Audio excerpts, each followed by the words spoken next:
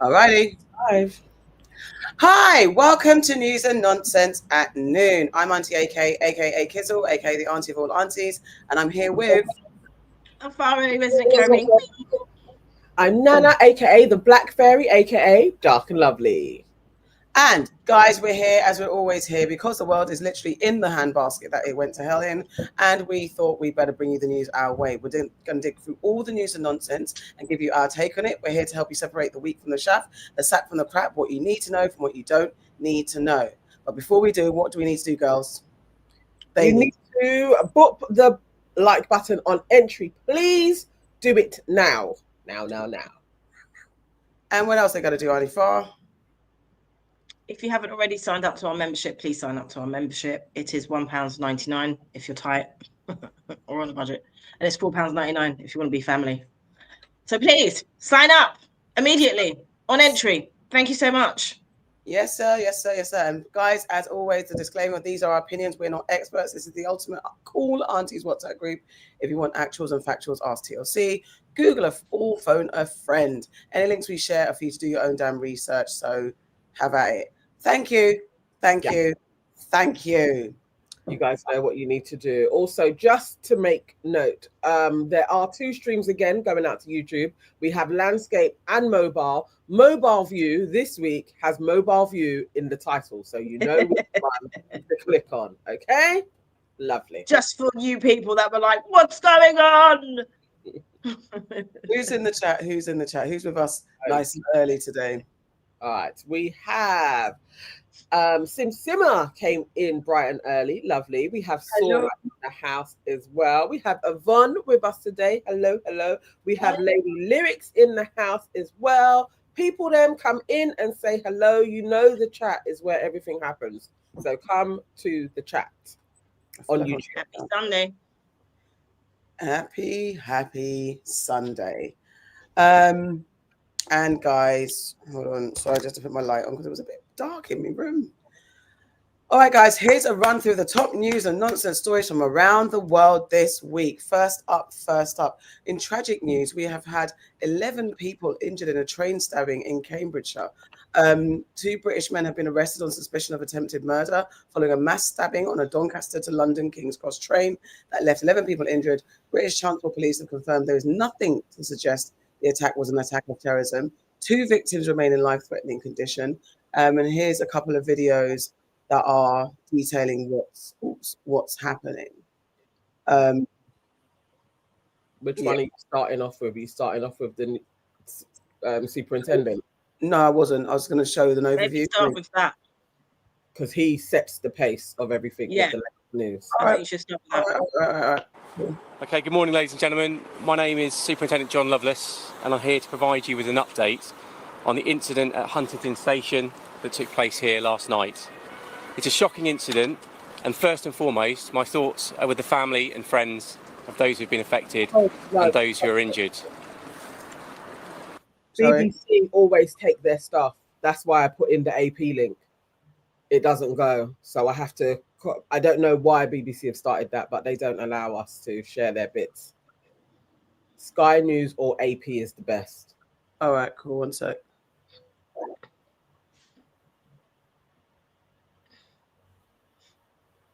Sorry, guys, who were watching. Here to provide you with an update on the incident at Huntington Station that took place here last night. It's a shocking incident, and first and foremost, my thoughts are with the family and friends of those who've been affected and those who are injured. At approximately 7:42 p.m. yesterday evening, there were calls to the police service in relation to multiple stabbings which took place on board a train service that departed Doncaster at 6:25 p.m. and was en route to London King's Cross Station. Officers immediately attended Huntington Station alongside paramedics, where armed police officers from Cambridgeshire Police boarded the train and arrested 2 people. Within 8 minutes of the 999 call being made, 2 men were brought into police custody, where they remain this morning. I can tell you that these are the first male, a 32-year-old male, a black British national, and a 35-year-old man, a British national of Caribbean descent. They were both arrested on suspicion of attempted murder.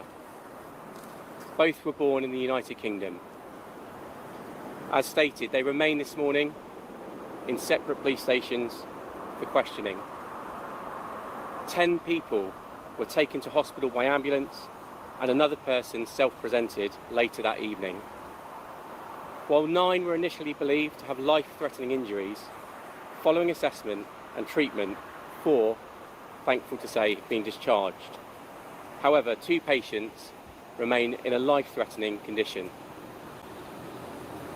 British Transport Police declared a major incident yesterday, and counter-terrorism policing were initially supporting our investigation.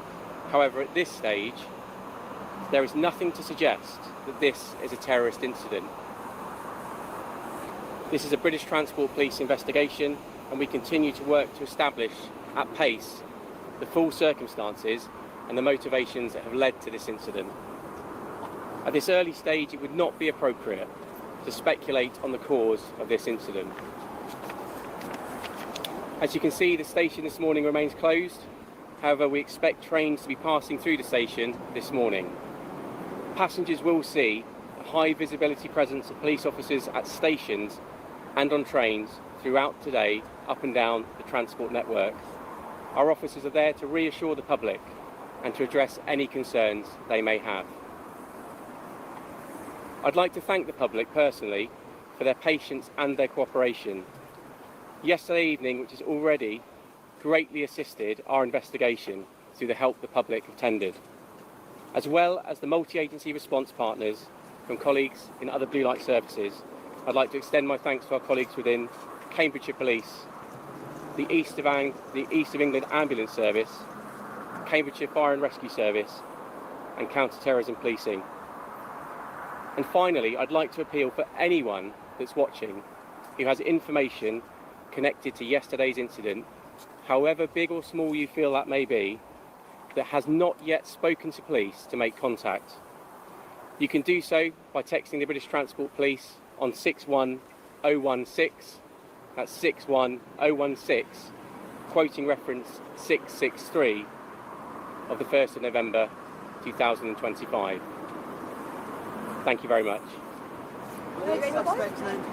I won't be taking any more questions. Share some first-hand responses. People said they were there, and then we'll get into it. Someone who was very badly injured, very lots of blood around them. They were either collapsed or like looking about, they were about to fall over, and people were trying to pass back hoodies and things to pack the wound. I was in Coach H. I was literally just listening to Audible on my phone, and then I had guys suddenly run past, going, "Run, run!" There's a guy stabbing literally everyone, everything. At first, there was a few of us kind of looking at each other, like thinking, was it a joke, like it's Halloween, might be pranking. But then you could kind of see in their faces they were being serious. But the 2 arrests were made at the scene very, very shortly after the incident took place. So very reassuring to see such a quick and effective response from the emergency services. When I first arrived here, I've simply never seen as big a response to an emergency incident as there were in terms of police, fire and ambulance. So very reassuring. So, yeah. Initial thoughts. I mean, yeah, initial thoughts, guys, when you heard about this. First things, initial thoughts on it. So waking up this morning, obviously we were out last night. I didn't know about this until this morning. And I was immediately thinking, I was not expecting it to be 2 black men. My immediate thoughts were this is probably a deranged white man, specifically because the early things that I was reading, there was no mention of race. So I was already thinking, okay, because there is a lack of mention of race, this is probably a white man that has done this on a train as well. And I was shocked at it being 2 black men as well, and them cancelling out terrorism straight away. I was like, that's quite interesting. That's immediately done. But then went through reading all of the racism that was being spouted on X, and I was like, and here we go again. Mine, yeah, I'm same as you now. I didn't hear about it last night because I was out, so I heard about it this morning. And the first thing that I thought when I heard about it was, I hope it's not black people. That's the first thing that I thought, because we know what happens when it is. Then when the police officer, the superintendent or whatever his name was, that was just doing the press conference just then. Firstly, love and light to the people who have been injured, and I wish them well. But what I found interesting with the police officer when he was doing his reporting was that he said two black men of British descent. He said the first one is a British national. Then he said the second one is a British national of Caribbean descent. Then he said they were both born here. Yeah. And I thought, why would you say that? Why does he need to say British national and then say British national of Caribbean descent and then say they were both born here? What's that about? And this is why I feel like Tommy and his gang are gonna use this as an excuse. It could, you know what? It could have been any reason. They could have said it was terrorism. They could have said it was anything. But this is gonna galvanize the racist bigots to be out on the street talking about get them out there. Definitely. I've never heard that language before. Have you guys? I've never heard it. Describing us as we have the term now, Black British folk. I've never heard of us being called Black British nationals.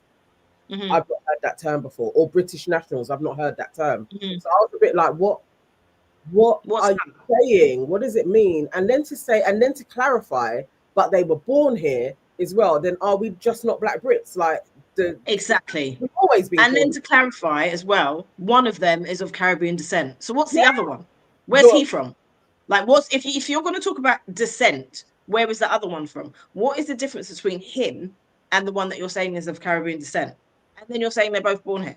So aren't they just Black British people, like you said now? Aren't they just that? Isn't that it? If you had to describe them, I get it, because people want a description so they can understand what happened. I understand that part. But then he segregated it in such a way. It was a bit weird to me. Yeah, I think it's very shocking. Yeah, I think for some reason, when I heard about this, for some reason, I thought it was America. You know, like some American towns have got UK titles. So something about Huntingdon and Cambridge. I didn't even put it into my mind. So I put it out. I saw it in passing. It was late. And then I saw it was the UK. I was like, okay, cool. Stabbing. I was like, 9 people again. I don't know if I place an ethnicity. I was just like, I hope it's not an immigrant. I think just blanket. I didn't even think about them being black. I just thought, I hope it's not an immigrant to then feed into all the narratives. Them being black, I'm just like, what the hell?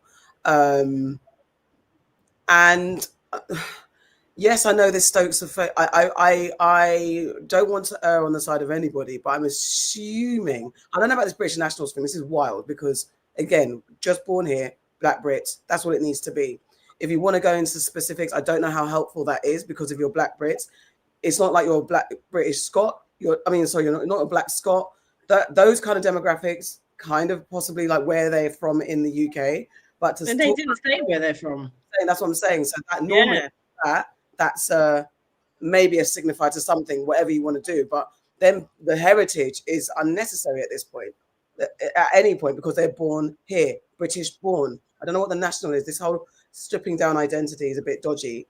I'm not so worried about the racism of it all, because no matter what, anything that goes in the news, if you're not white, then the races are gonna come out. So I don't think this is going to be any more dangerous or put us at risk than anything else that's been happening in the past. However, whenever anything happens, but we are in a bit of a critical time where anything just tips these people over the edge. But I'm not going to take on, well, now they're going to come and look for us even more. It's going to be more dangerous for us. So I just think, so that part for me, I'm just like, whatever the case is, that Tommy's going to say whatever he fucking wants. Who gives a damn at this point? But yeah, I'm just interested in the wording. I can imagine they're trying to preempt any question, because they also go, oh, if you don't say the ethnicity, you're hiding it, you're pandering to the left, and all the woke da-da-da-da. So I'm assuming, I want to give very fair benefit of the doubt, that they're trying to give as much information to stop speculation, so they don't have those immediate protests and have the far right try and galvanize and move on misinformation. So I understand, and I guess I appreciate, it's just annoying that they're black, but appreciate the fact that you're trying to get as much clear information out there so they can't mix the information and start causing trouble based on misinformation. It doesn't mean to say the racists weren't racist. And yes, and you know, thoughts and prayers to everyone that was injured in that attack. And I hope the person that's super critical, the two people that are critical, they pull through. So I wasn't suggesting, and I don't know if you were saying that, but I wasn't suggesting that they're going to come out and I'm now feared for my life. What I'm saying is that they're going to use this as an excuse to say more shit, which is, I think we're all saying the same thing. No, I'm not saying that actually. I'm just talking to comments as well. I'm saying that this rhetoric of putting the national and saying that they're black in there, and then also the hyper use of stabbing and knife crime, they are definitely going to start targeting black boys. They were already teetering on, we want to do extra measures for stop and search. Now they have a backing of a mass stabbing to be like, we are going to come down heavily on the black community. We don't know why these boys, right. That's what they are going to do. And I just think as I was seeing the headlines rolling in, it was a lot of stabbings, knife crime, and before you know it, we're going to have a Trident again. Like it should, you can see when they start to do their shit. Yeah. Do you know what? You're so, I didn't even think, it's like my brain didn't connect that. You're so flipping right, Nana. That's absolutely what they're going to do. You're right. That's the reason why they were saying it in the way they were saying it. You're so right. I think as we've all said, I find it annoying that they've categorized it in all these ways, but they've categorized it in these ways, as you say, to highlight that this is where the violence stems from. It's this community. You're absolutely right. I didn't even think of it like that. I've only seen stabbings. I hadn't seen knife crime attached to it yet. I've only seen headlines word stabbings, and I didn't put any conspiracy behind it because I thought, well, it was a stabbing, and that's it at this point. I hadn't seen anything, but I haven't had a chance because it's just happened. So I haven't had a chance to read in and see anywhere where they said knife crime and linked it together. So I haven't seen that. If that's what, Heavily on TV news. Whenever I want to go with what the establishment is generally going to feed into, just go through GB News. They will give you the sensational title of it, and you know that it's going to turn into policy. And they already had a call in where everybody is like, "You've got to stop them," and it's literally like, "Oh, here we go again. We're back there again." Yeah, I actually were going to use a GB link, but I thought you guys would be like, "Don't use GB," so I just didn't bother to use them because I actually I like to hear what they're saying because then you hear what the enemies are talking about and how they're talking about it and how that gets fed out. So I actually was going to definitely hear you, but I don't like putting them on the platform. No, I get it. I know exactly, but it's just that's the I get it. Definitely need to hear what they're saying to be aware. It's interesting as well that there was two of them. I'd like to hear some more reports as to what that was about. And then just on the basis of it, or what the hell was going on, because also what just whatever the case is, whatever the nationality is what the fuck is going on? Why are you stabbing up people? Like, it seems like from the carriage that it happened in, I think it is carriage I that it took place in. Everybody that was in that carriage that was a witness, as soon as they got off, they were taken by police. So the injured and the witnesses. And so all we now have is witnesses that were on other carriages who didn't actually see the incident. So they contained it really quickly as well. It's just like so I don't know, you never know when once people go into police custody, you don't know what is going to come out and how we are going to piece this together. Like if there was any type of a cry, which sometimes they say that there is, like I'm going to do, I think that would have been out by now as to what spurred it on. I know. I'm wondering, and this is all speculation because all we can do at this point is speculate until we hear more, but I'm wondering if it was an incident between the two of them and then they spread it out with the people around them, like it escalated, because it escalated to them involving the people around them. Because I don't understand, what two of you, did both of you have weapons, like, or was it one of you, like, where you just, what happened? What are you thinking? That's so weird. I don't know. It's so there was the one eyewitness who somebody ran past him, and he said that the guy was saying one man with, like, there's a man with a knife, and somebody else said that they saw the man with the knife being apprehended, and then it turned out there was two. So again, it's like, is there one man and he was being backed up by somebody, but it hasn't been said that there's two men holding two knives. Yeah, that hasn't been. Yeah, it's the two. So I thought it was like two were arrested, and then there's another. I don't know. Look, this is the part where we go to dangerous waters in it, because we just don't know. We just have to hope. I hope that the truth comes out, and we understand what the hell's going on. And was it mental health? Are you just a cold-blooded nutter, or there was not even what motivational agenda could there be? Whatever the case is, what they're saying is not terrorism. So let's rule that out. It's not an immigrant. Let's rule that out. Yeah. So the racists, calm down. If you're going to be racist, everyday racism against two black people if you want. And that's it until further notice, man. Let's get some comments. Crazy one. Okay. Oh, and also Sora. Sorry, someone gave us a wonderful. Sorry. Thank you so much, Sora. Happy 1st of November. Hope you had a beautiful first weekend of November. Thank you, Sora. Thank you so much. Okay. Cher says, between that and the black girls convicted of the older gent's death, it's a terrible week. Definitely. I missed that story. The older gent that got killed. I'll go through comments and I'll fill you in. You could probably find it. Lexi says, mentioning Caribbean descent at the time when Jamaica needs aid support is definitely an interesting choice. Yeah. Pussyfoot says, help your government to keep people silent for your sake. Huh? I don't know. Libra Sint says, what does descent matter if they are British nationals and born here? They did that on purpose. Always pay attention to language. Exactly. And okay, let's see, what else are people saying? Okay, Keisha says, very interesting for them to actually differentiate between black and black Caribbean. I've never seen that before in media. Because what's the other person? If they're talking about descent, where's the other person descended from? So I wonder if there's two lanes. I thought, okay, they haven't got to the bottom of who the other person is, and maybe and the other thing, like as in they haven't got the heritage, or there isn't another person, and the person that I don't know. But the other thing is, I wonder if they're using mixed race as black. Like when they want to be really like. Oh. So they're saying a black Brit. There's still a descent from somewhere, right? Of course. But I'm just saying, I wonder if they're doing that. That's interesting, because you could do that. A black Brit and then a British national of Caribbean descent.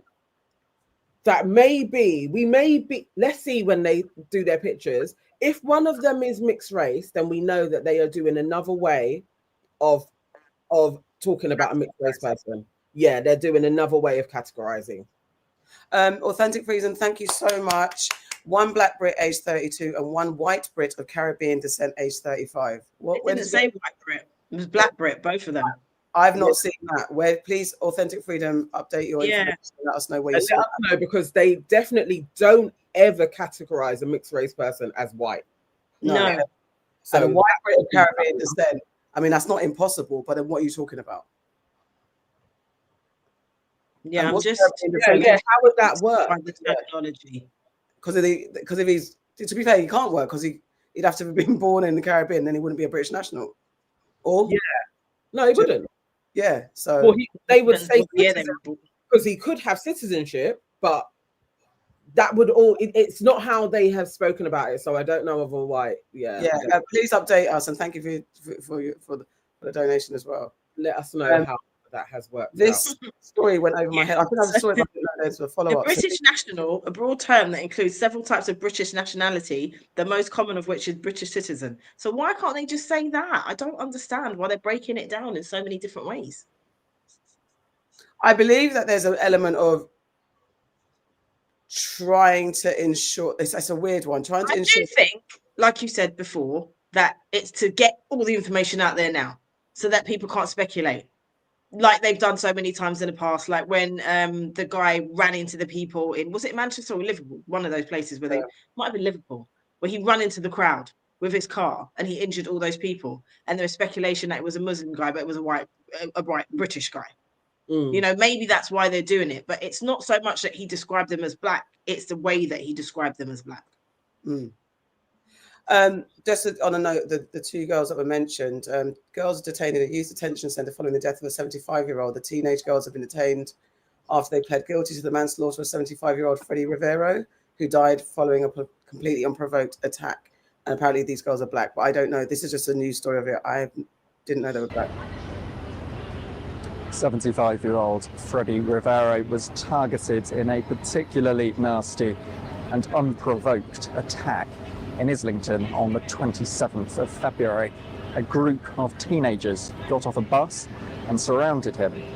The youths, who at the time were 14, 16 and 17, pushed, shoved, kicked and punched him, with one of them filming the incident on her phone. Along with CCTV, mobile phone footage was also played to the court, which showed one of the girls pulling his glasses off his face, then one punching him and him falling backwards. The prosecution said the oldest girl threw the fatal punch. Mr. Rivero died from his injuries a day later. Freddie Rivero was 75 years old at the time of his death. His daughter read a very moving victim personal statement during the sentence hearing today. She told the court that her father had many serious health problems, but he seldom spoke about his illnesses and pain. Instead, he retained his kind, polite, gentle and friendly manner. He was a loving and supportive father, a loyal friend who was wise but humble, and a central part of her life. He had friends from many walks of life, including his former work life and in the local community. Those who knew him and cared about him have expressed their sadness and shock at his violent death. It is clear from everything I've heard that Freddie Rivero was a thoroughly decent person who was very much loved. He is greatly missed by his family and friends, and I'm conscious that no sentence imposed today could compensate them for their loss. The needless death of an elderly family man is heartbreaking for the family and understandably will have provoked feelings of outrage within the community. Sadly, there is no sentence that could overcome those feelings. I have focused on your welfare and future rehabilitation. It is not only in your interests, but in the interests of wider society that you should in the future be capable of leading useful and law-abiding lives. The information before the court gives hope that this is possible. Doesn't say what their ethnicity is. It's an article. I don't know. I don't know if they were mixed, but they were definitely black girls. It was on a few pages, just how young they were, and the older one, I think her picture is out there because she was over 16, so she is shown. They also was speculation that maybe they were a part of a gang or forming a gang in some type of way, and this may have been like a gang initiation. So, you know, to be in the gang, you got to beat somebody up, and it happened to be this dude. Yeah, so there was a lot of speculation to just kind of keep an eye. Talk about black boys a lot, but actually for a while now, there has been way more people talking about keep an eye on your daughters. Yeah. What their circles are, because there does seem to be an increase in this type of sets of violence. There's another set of girls, they also have been prosecuted, who beat up a black man in King's Cross, and he later died of his injuries as well. So there's just been a little bit more talk on actually we need to watch out for this new spate of gang violence that seems to be centering around black girls. I was just sort of, there's a thing with the footage, but it's not, obviously it's blurred out, so it's not graphic. I don't know if it's worth showing it, but yeah, it's I don't know. Yeah, it's been, as Yvonne said, it has been a tough week for the black community, really. And I guess it's like, how do you, this is,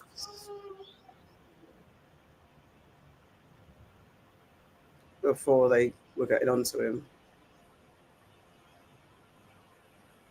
Yeah, that's enough of that. Yeah. I don't know if it's like they were trying to rob him, like what was going on, but you can tell they're literally kids. They're kids. I think too, it's like it's turning into a real problem at this but moment. I was going to say that, and there's also, just to warn your young people, that just something that seems like innocent fun, and I'd say innocent fun, but like even not innocent fun, but feels like you're having a laugh and it's not going to go serious. Look at that. I don't want to speak for them.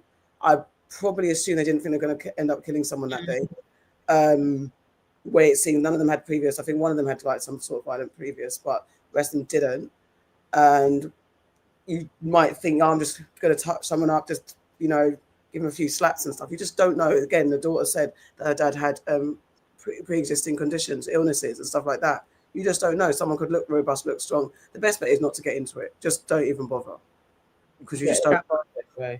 Yvonne said there is a video of the girls in a cab after the attack and they're glorifying what they did. I did see that. So, but you know, as she was reading out, she said that mobile footage was also used as evidence. Yeah. Again, I did. They weren't saying they didn't think that they had killed him, but they thought that they had banged him up properly. Okay. That's the problem as well. It's like you don't know what one punch is going to do. Yeah. Okay. So, Authentic Feeders updated their comment. Thank you for another $4.99. Thank you so much. Okay, just watched the snippet from the police conference again. They said Black Brit 32 and Brit National of Caribbean, just 35% or 35 years old. My bad. No worries. We just have to be clear what we're saying, because that's it's definitely how they ran it, and that would be interesting. They first Brit National of Caribbean descent is mixed race. That would be interesting as a new. Definitely. But they did first say 2 black men, and then went on to the Black Brit National of Caribbean descent. So it would be interesting to find out. Anubis 8918 says, not a tough week for the black community at all. The whole white community didn't take accountable for Raoul Moat or Dale Cregan, so why should black people take accountability for black criminals? I'm in 2 lanes of that, because I at this moment I don't feel like the world is on my black shoulders because of this incident. Again, that's not to be naive to what the narrative can be, how the narrative can be spun, and how it can be spun against our favor.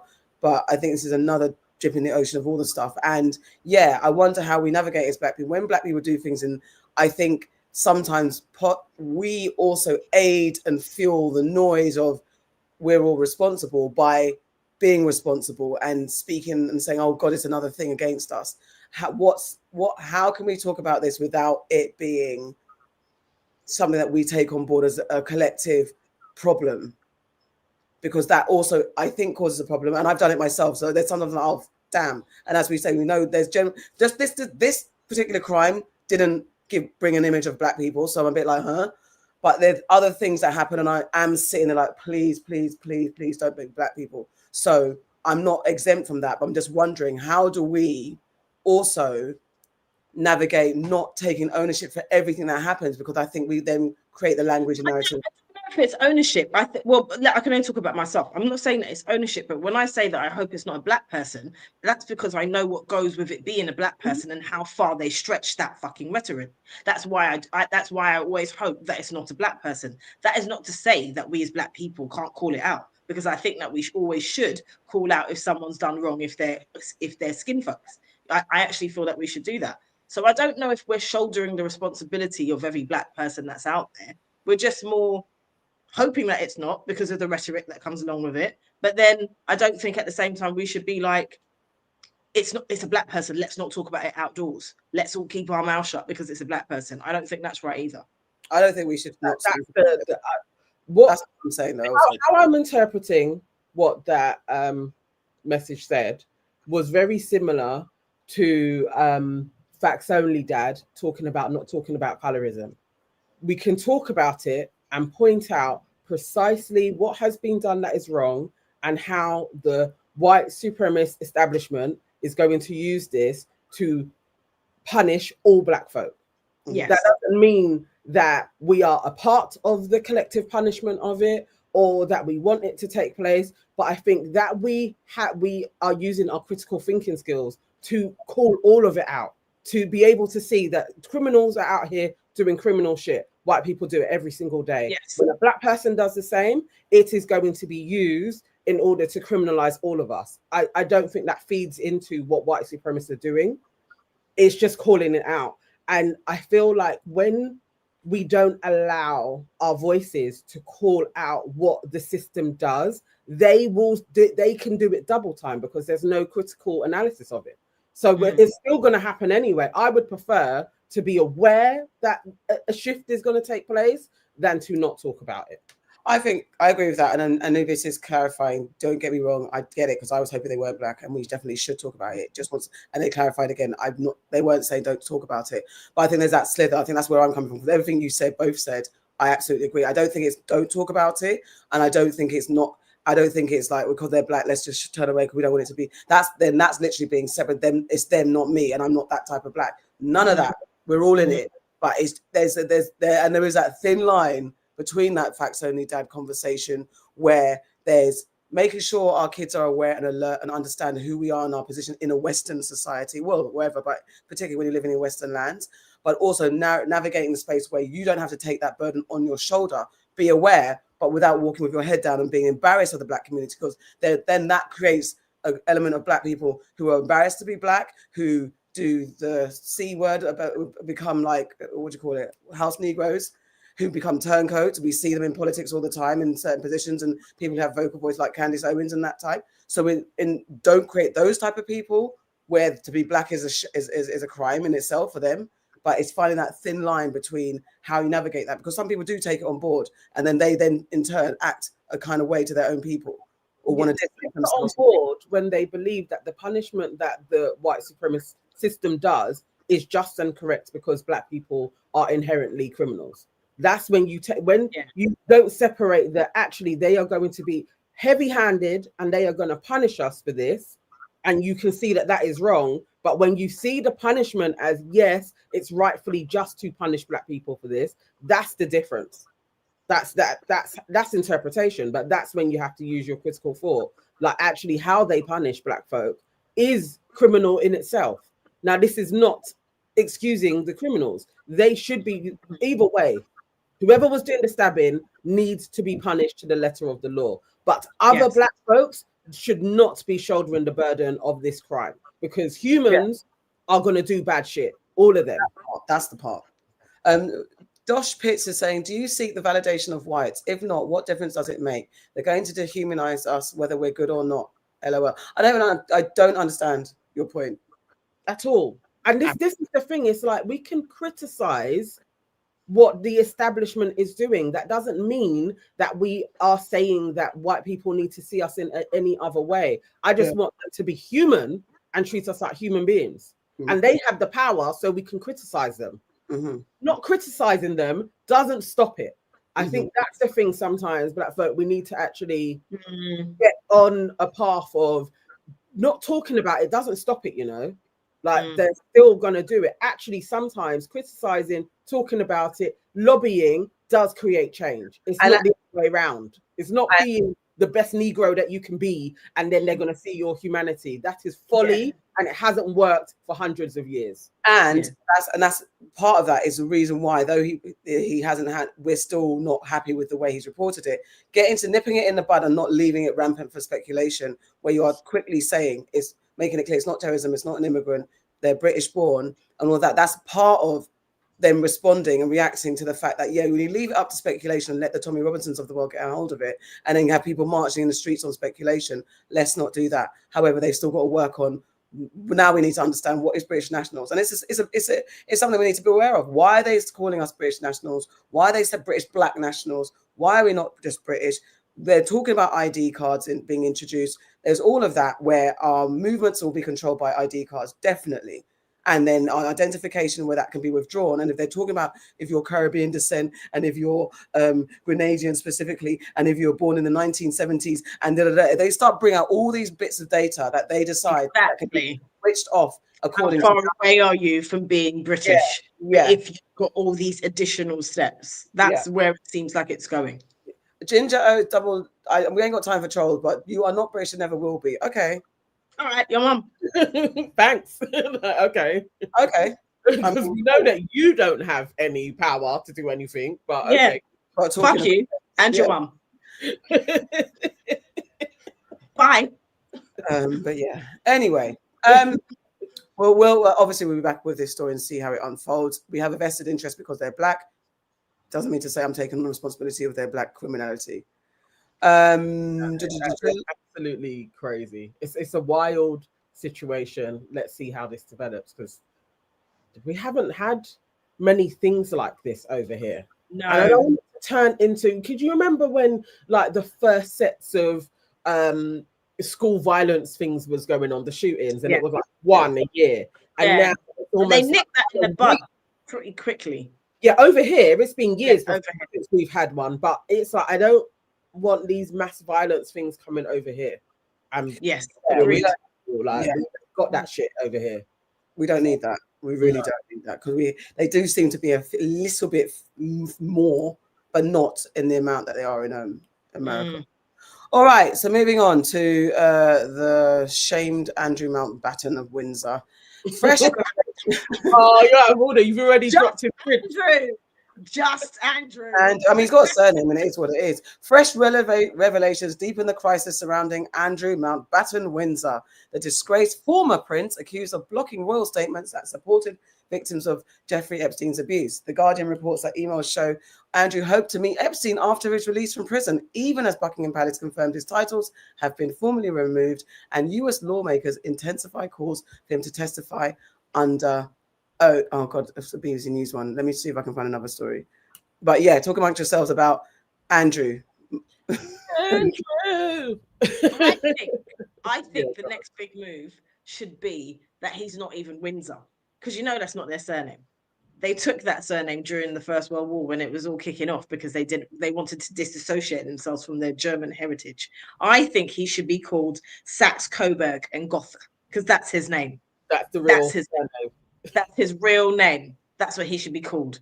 When I heard this, I was on the phone to my cousin, and it came up as like headline news. I had the biggest fit of laughter ever, because I just thought, wow, they've really done it. They have stripped him of everything, and they're kicking him out of the yard. Like at first, before I heard where he was going and how it was being funded, I had visions of him going to sign on. You social housing.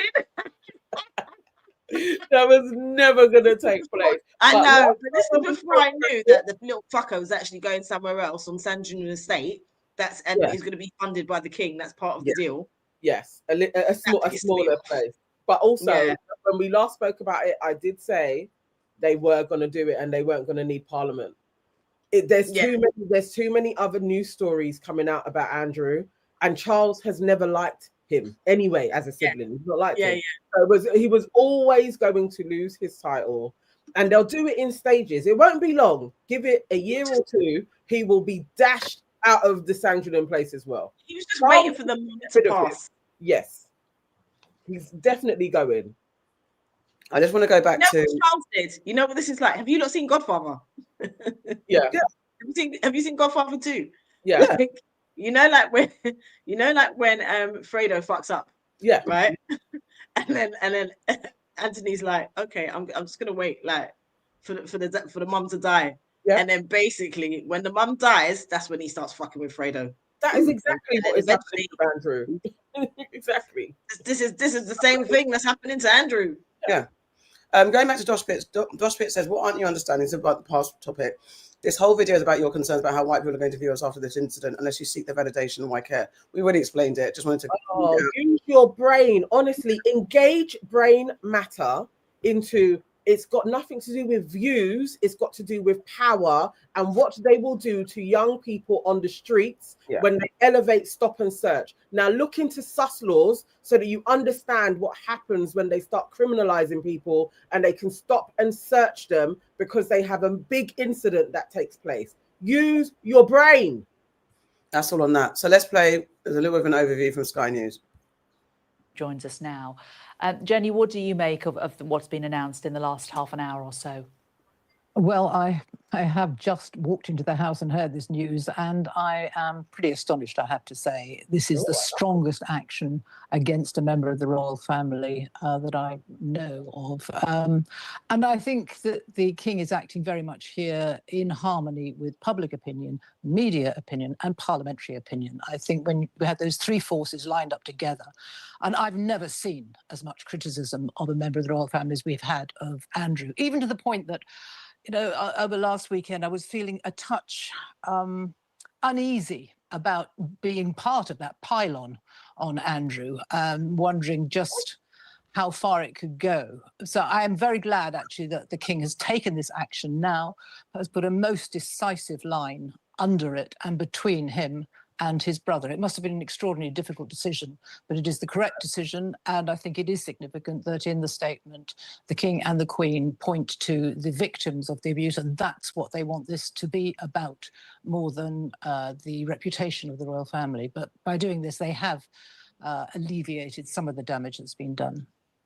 And placing the victims centre is something that Prince Andrew seemed unable to do himself. There was very little contrition of his friendship with Epstein in all of those interviews that he gave and the comments that he made on the subject.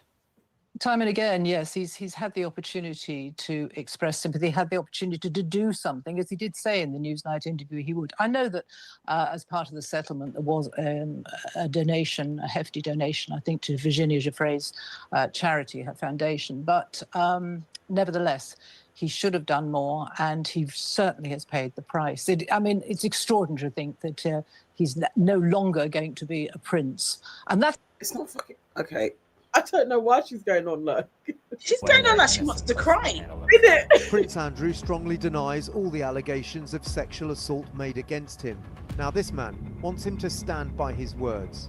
Please come to the United States, tell us what you know, and clear your name before a committee.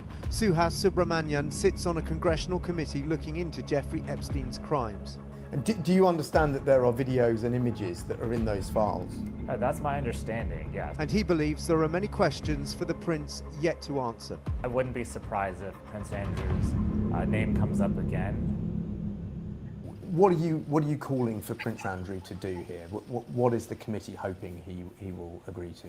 Yeah, I hope Prince Andrew will come to our committee and testify about everything he knows, both his associations with Jeffrey Epstein, as well as any of the activities Jeffrey Epstein participated in, and his knowledge of the whole, what I call criminal enterprise that involves sex trafficking underage girls. And this would be an opportunity for Prince Andrew to clear his name and to come before lawmakers here who are investigating this matter.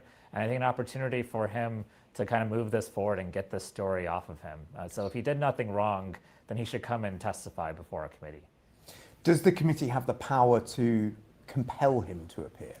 You know, he's a foreign national, and so we're very limited in our ability to compel him to do anything, really.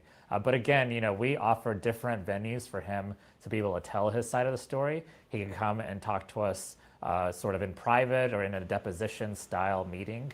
We've done that with other people. Or if he wants to come and do a public hearing, I think we'd be happy to do that. Certainly, there's many members of the committee who want to see him here and want to hear what he has to say.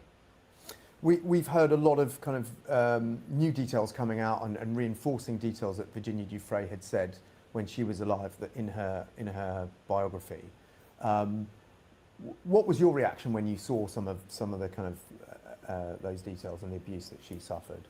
Yeah, unfortunately, I wasn't surprised, and unfortunately, you know, Jeffrey Epstein had a lot of associates, and many of them were either helping him helping by being complicit in his actions or participating in these sexual assaults of underage women. And so, you know, Prince Andrew had a very close relationship with Jeffrey Epstein. It's not surprising to see his name pop up again. Do you think there was a financial... 1 second, and I just want to share the revelations from Virginia's book. An explosive new book hitting the shelves today is set to heap fresh scrutiny on convicted sex offender Jeffrey Epstein and Britain's Prince Andrew. Nobody's Girl is a posthumous memoir from Virginia Giuffre. She is the woman who alleged she was trafficked by Epstein while underage. and forced to have sex with high-profile men, including Prince Andrew. For his part, Andrew has always denied Giuffre's allegations. Well, she died by suicide earlier this year, but Giuffre's co-author says another powerful man came up in their conversations. Have a listen. Did she mention President Trump at all in your discussion? Oh, she absolutely did. She was a huge Trump fan because he campaigned on releasing the Epstein files. Well, CNN's Salma Abdulaziz is live outside Buckingham Palace for us with the details from this brand new book. And what does it tell us about her alleged relationship with Prince Andrew, one that he has, of course, strongly denied?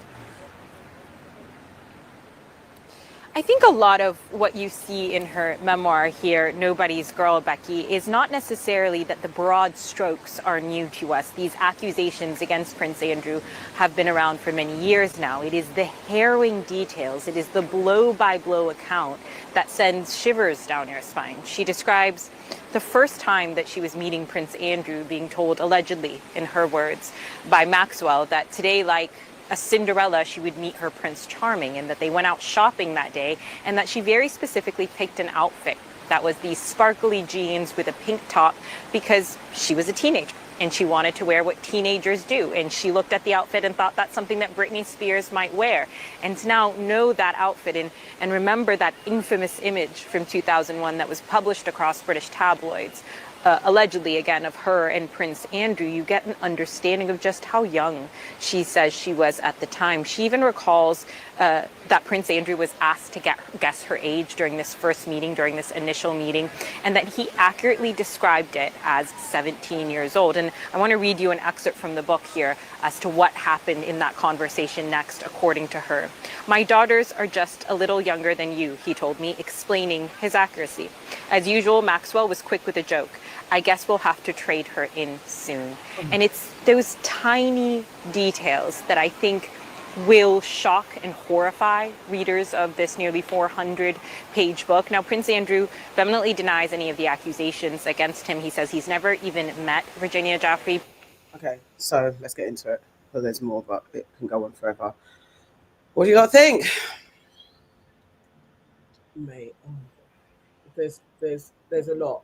Just what she last said about, he said that he had never met her before, but still you paid her 12 million for somebody that for someone you don't know. It makes no sense. Even him stripping of the titles is one thing, but it feels like stripping him of his titles, there may be some type of criminal case coming. It's like you actually are, it's so that it's just Andrew that is going to face whatever he's going to come, not Prince Andrew, because then the family would be implicated in some way. Exactly. We have Sistrin in the chat just said something very poignant. Andrew has had a security detail literally all of his life. So there are security people that would know, even if he sent you out of rooms when he was in rooms talking to people, but you would know, especially who he had been socializing with, which women, how young they were. There are other people that would have witnessed this, other than the victims in this as well. So why are the police not doing proper investigations into him? And then there's another story come out just about Andrew, that he was frequenting lots of different prostitutes in Thailand. Yes. And that has been, so again, it's like, no, we know. Didn't that come out from one of his ex-security people? Wasn't it someone that one of his ex-security that said that? Yeah. So then there's others that should start coming forward to paint a picture of Andrew, and they probably have. So that's why, they are severing ties with him in some capacity. Absolutely. But we need a criminal investigation into him now. There's pictures of Jeffrey Epstein and Harvey Weinstein in Andrew's back garden in Royal Lodge at a fancy dress party for his daughter's birthday. And this is only in like early 2000s or something like that. It was 2006 for Beatrice's 18th birthday. Why the hell are these people at your child's birthday anyway? Weinstein, Epstein, and Maxine. Maxwell. The 3 degrees of nastiness. Right. And you there as well. Yes. Like, it's a picture from BBC, but I'm trying to get a picture to show a picture. Yeah, it's like all 3 of them together. in fancy dress in the back garden for Beatrice's 18th birthday. Yeah. Now, it is known that he circled with these people, and he called Jeffrey Epstein a great friend. He hoped to see him when he came out, when he did that little stint in jail, but was really on house release most of the time. That's when he was pictured with him in New York. Like, he was still in contact with Giselle or whatever, and Ghislaine. This is a person who's actually not trying to disassociate himself because he didn't think that he had to. It's only now that the shit is hitting the fan that he's a bit like, oh no, I don't know these people, I'm not involved in all of this stuff. What's really interesting though is, I think you're right. I think there's something brewing, which is why Charles is trying to shake him off as much as possible. But I think it's important to remember that it isn't like Andrew is going to go and sign on and try to get social housing. He's moved to Balmoral, and he's going to be funded by the King's personal account. Now, what you've got to remember is that's not really anyone's personal account, and that's not really their own property, because where did that money come from? Where did the wealth come from that has enabled them to have somewhere like Sandringham? Where does that come from? Where does the wealth come from that has enabled Prince Charles, who hasn't paid a red cent in any kind of tax all his life because he's royal and didn't pay inheritance tax? Where has that come from? It's still come from the British public. So it doesn't matter that he's not in Windsor anymore. It's still off the backs of the British public that he's got this money. Yeah, basically. Thank you, sis, for your yes, thank you. Andrew's nickname was Randy Andy, and it's so interesting as you grow older, because I remember Randy Andy when we were younger, and I was too young to probably understand all the stuff. But Randy Andy, he's a playboy prince, and that type of kind of Lothario. You know that again, men getting, no sexism, but just saying men getting away with being free and young, dumb, full of cum, and doing all this stuff. Randy Andy was seen as a bit of a joke, but now there's more sinister undertones to that Randy Andy, and the fact that the headlines and the newspapers can make it a parody and give it like a cool nickname, where definitely the establishment and the industry behind the scenes would have known that Randy Andy had more connotations than what was putting out there, but yet you're presenting him to us, to the public, as this old fella, like a fun fella having fun and just being a bit randy. That's what the whole system is corrupt. Yeah, go on, sorry. I remember they also used to have him in the papers like he was the good-looking prince. Yes, he was the one that his mum wanted to be like the next king because he was also so good looking, and that was pushed on everybody in society as well. That actually Andrew is the good looking one. He's fun. He's not as uptight as Charles. They were presenting Andrew like he was a real viable person as business as well. Everybody is complicit in this, the media included. Actually, somebody that people should be listening to. So I watched an interview with him on Wogan, but it wasn't Wogan who was interviewing. It was I forget her name, one newsreader, and he was like openly flirting with her, but she was asking him about the name, and he was like, oh no, what happened was the reason why I've got that surname, it isn't at all what you think. It's when I started boarding school, by mistake I ran into the girls' dormitory, and that's where it came from. They were like, oh, Randy Andy. Yeah, so you girls have schoolgirls have access to the press to create a title, a nickname for you, sir. Of course.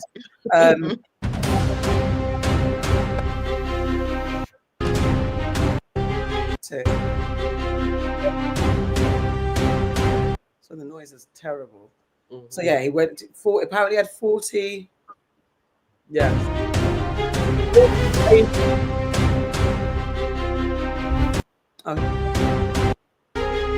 Oh, why do they choose this horrible? Just the headline scape plate. You know, they do this. They just throw headlines up. Yeah. It's annoying. But anyway, okay. Well, we're trying to get a story into that. 40 prostitutes. Like, you got a problem, and that's not to excuse it. And then, but you know, he has a problem. That's basically what the guy was saying. He has a problem. He has an insatiable appetite for sex in lots of different ways.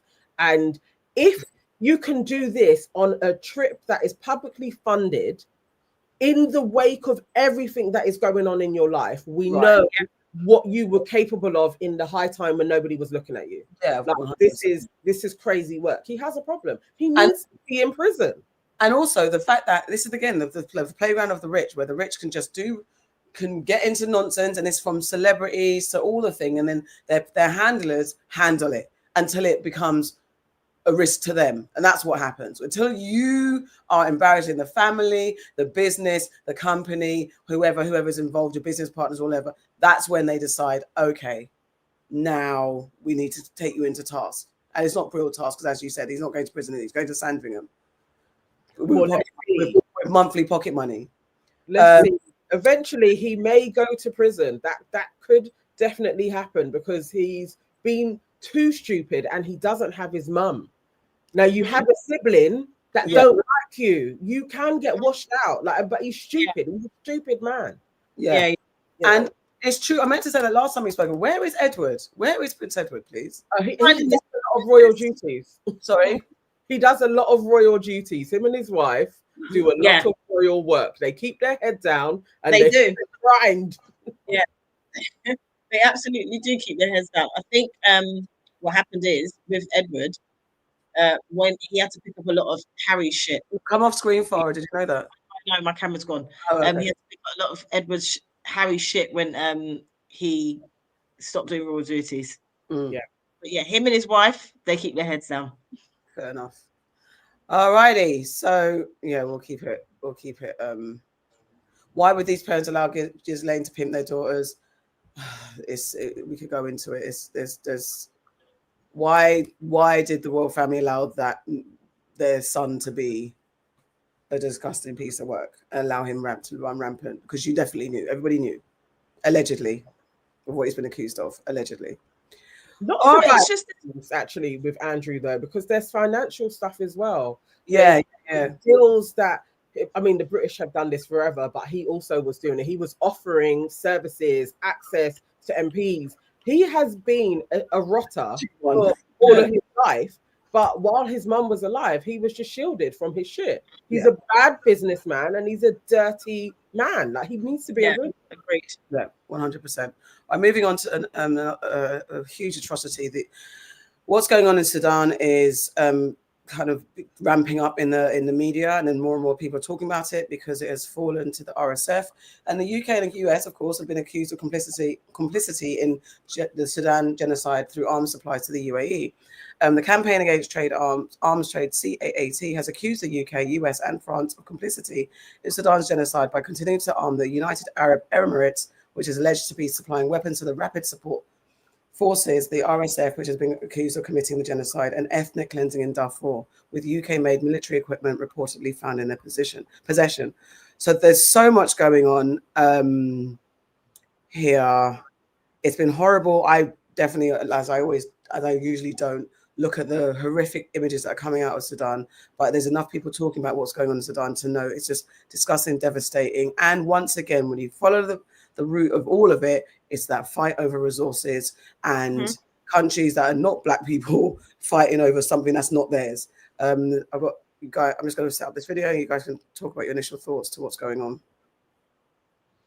As sad and disgusting as the images are, I'm glad that the RSF, in their infinite wisdom, were out here boasting about what they were doing, and they have provided most of the images of the atrocities as well themselves. But at least it's got loads of people really understanding how disgusting and terrifying, and that this is purely a genocide that is being funded by the UAE, so that we can actually see what is going on. Because for so long it's been other people reporting on what's going on in Sudan from outside, but not really getting images from in Sudan to actually quantify what is happening. So I'm glad we are here now. I'm so glad it's out there. This is a gold mine in northern Sudan. Sudan is the third largest gold producer in all of Africa, behind South Africa and Ghana. Gold makes up 70% of its exports, and it's estimated 85% of that comes from small-scale mining, not large industrial operations. The country's officially declared gold production has nearly doubled since the start of the war, 65 tons of bullion last year, but the real figure is estimated to be much higher. Analysts say most of the illicitly exported gold is smuggled abroad by the paramilitary RSF. Sudan has gold deposits across various regions. These include the Red Sea Hills, the Nuba Mountains and Darfur. Then there's copper, found mainly in the Red Sea Hills and the Nuba Mountains. Copper is increasingly valuable because it is vital for the AI and tech boom. Sudan has uranium deposits in several areas, including the Nuba Mountains, Darfur and along the border with Central African Republic. Sudan also has significant iron ore deposits, particularly in Darfur, Kordofan and the Red Sea Hills, and there are rare earth deposits, especially in the Nuba Mountains and the Red Sea regions. Perhaps Sudan's most obvious natural resource is the River Nile. The Blue and White Niles merge in Khartoum. The river is crucial for agriculture and the production of hydroelectric power. Sudan also possesses significant oil reserves, especially in its southern regions. Some oil reserves were lost when South Sudan gained independence in 2011, but China is a major investor in Sudan's oil. It is transported through pipelines to Port Sudan, a northern city of huge strategic importance, giving access to the Red Sea and international markets. Charles Stratford, Al Jazeera. Joining us in the studio is Ahmed Ibrahim. He's a former staffer in the transitional government under the former Prime Minister Hamdok and an independent analyst. Many thanks for joining the program, Ahmed. So Sudan has a long history of conflict, but this latest war stems from a power struggle between the General al-Burhan and the RSF leader Mohammed Hamdan Daglo, and that began in late 2021. If we could start there, can you remind us how this partnership broke down? Actually, the partnership broke down in early 2023 when there were deliberations over what was called then the framework agreement. And the main issue that broke the negotiations over the transitional period was the RSF, the Janjaweed militia, was supposed to be integrated into the national army. But for various variables, whether geopolitical, whether internal politics, this was not, this didn't happen because many bets were on the RSF militia to actually take over the resources of the country and to replace the national army and to actually take over the whole country. The main issue was the time frame to reintegrate the RSF into the army and how that should be phased out. And the other main thing is the leadership of the new forces, which was a complete delegitimization of the national army and a somewhat more legitimization for the RSF. These were the main points of contention that led to this war. And we listed there some of the critical resources that Sudan has, Indeed. From gold to copper to oil. That played a big role in this, didn't it? Yes, it did. And it will continue to do for some time because it's not just the rare earth minerals, it's not just the arable land. Sudan also has a very long sea line over the Red Sea, and it's a very and it's geopolitically placed between the Arab world and the sub-Saharan Africa.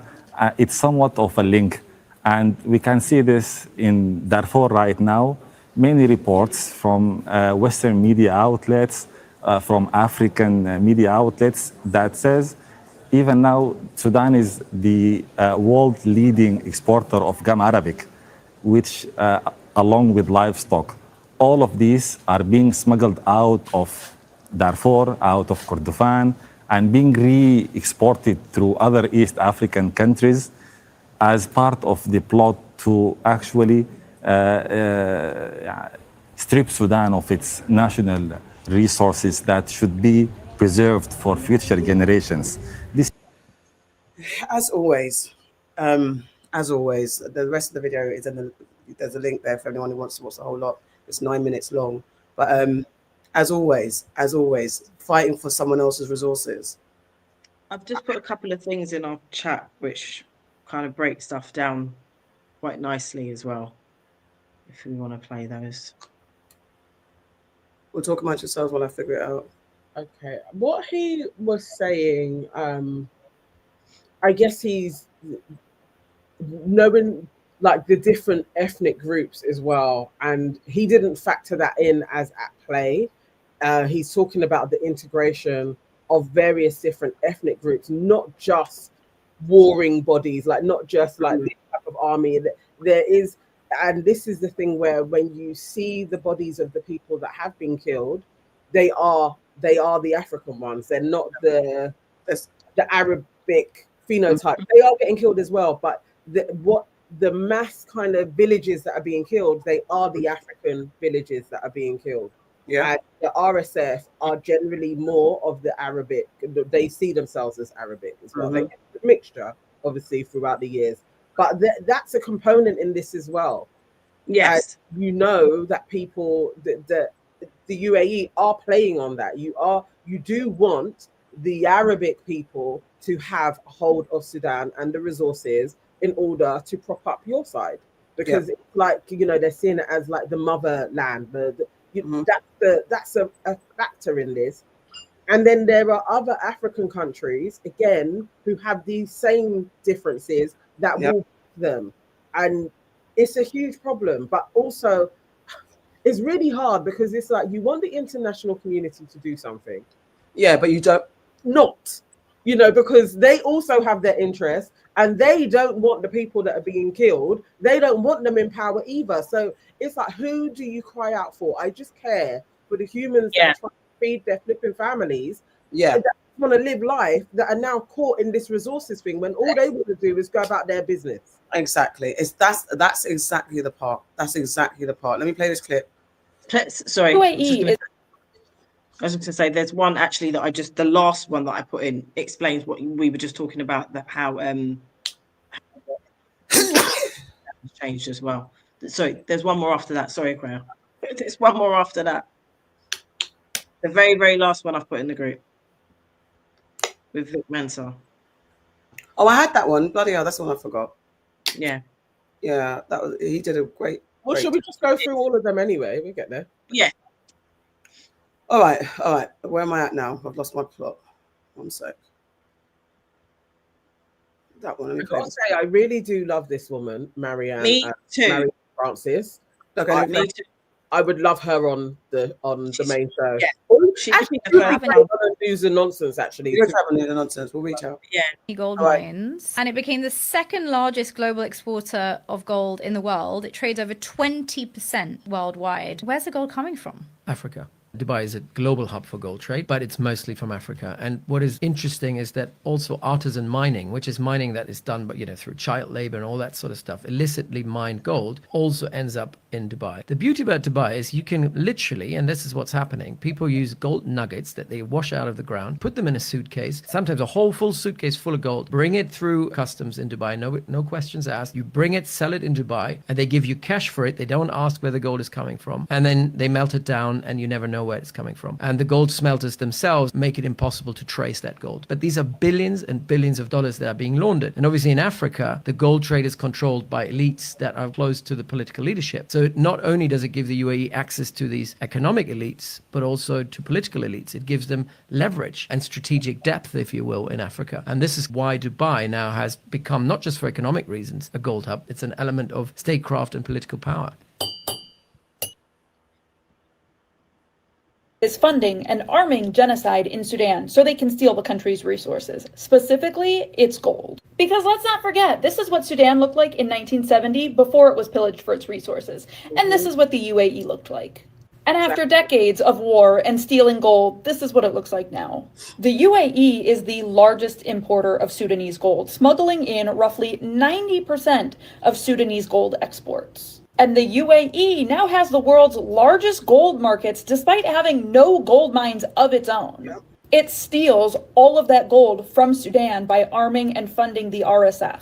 The RSF controls or participates in gold mining operations in areas of Sudan like Darfur and Kordofan, areas that they had just recently attacked and killed civilians in, by the way. So the majority of their cash flow comes from gold. That extracted gold then moves out of Sudan into largely informal smuggling channels, where it eventually makes its way to the UAE to be imported, refined, traded, and monetized. That monetization then comes back to the RSF in the form of funding and weaponry. The UAE is literally buying that gold in blood.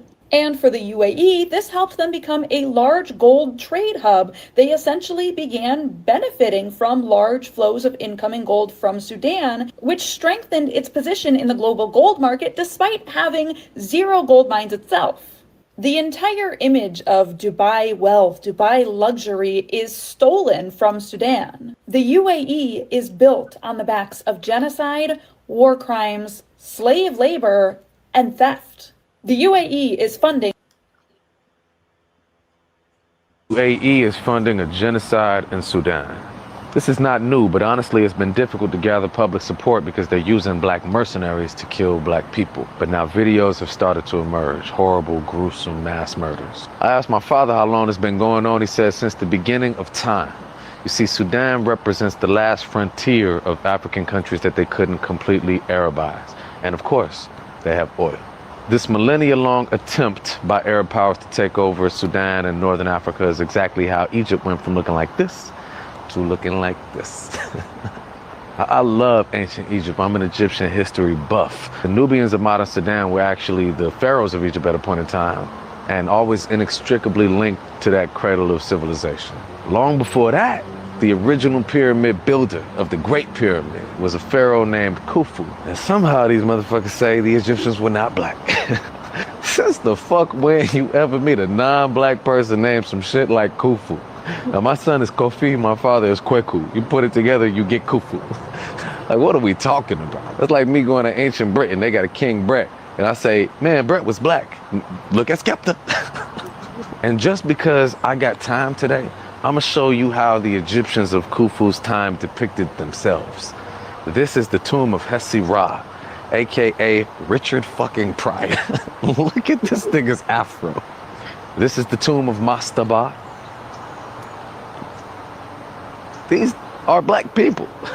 The Egyptians depicted themselves in a lot of shades, many of them brown, because the concept of race as we know it today is a fallacy. But to try to erase the fact that they were black is some stupid shit. Back to Sudan. My father's best friend in university was a man named John Garang. He was a Sudanese revolutionary and vice president.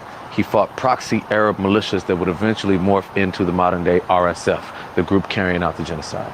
The first time I ever saw my father cry, we were on a road trip, and John Garang's helicopter mysteriously crashed out of the sky. It's burned into my memory. The destruction of African people by the Arab world is an ancient tale. Our freedom is not only to be won from the Europeans, it's just as necessary to break free from the abuses of the Middle East. But look, the Middle East Arab people are not a monolith. We're very connected. There's a lot of love, but it's shit to address too. When I was in Palestine, the children called me nigger in Arabic, and I made a decision that day that one injustice does not justify another. It's possible for me to believe in your freedom, even if you don't believe in mine. Yeah. I think we talk about Palestine and Sudan and Congo all the time, and we talk about where all of this is originating from. So if you think about what all these clips have said, is that Dubai is the greatest exporter of gold, right? But they don't have any gold mines.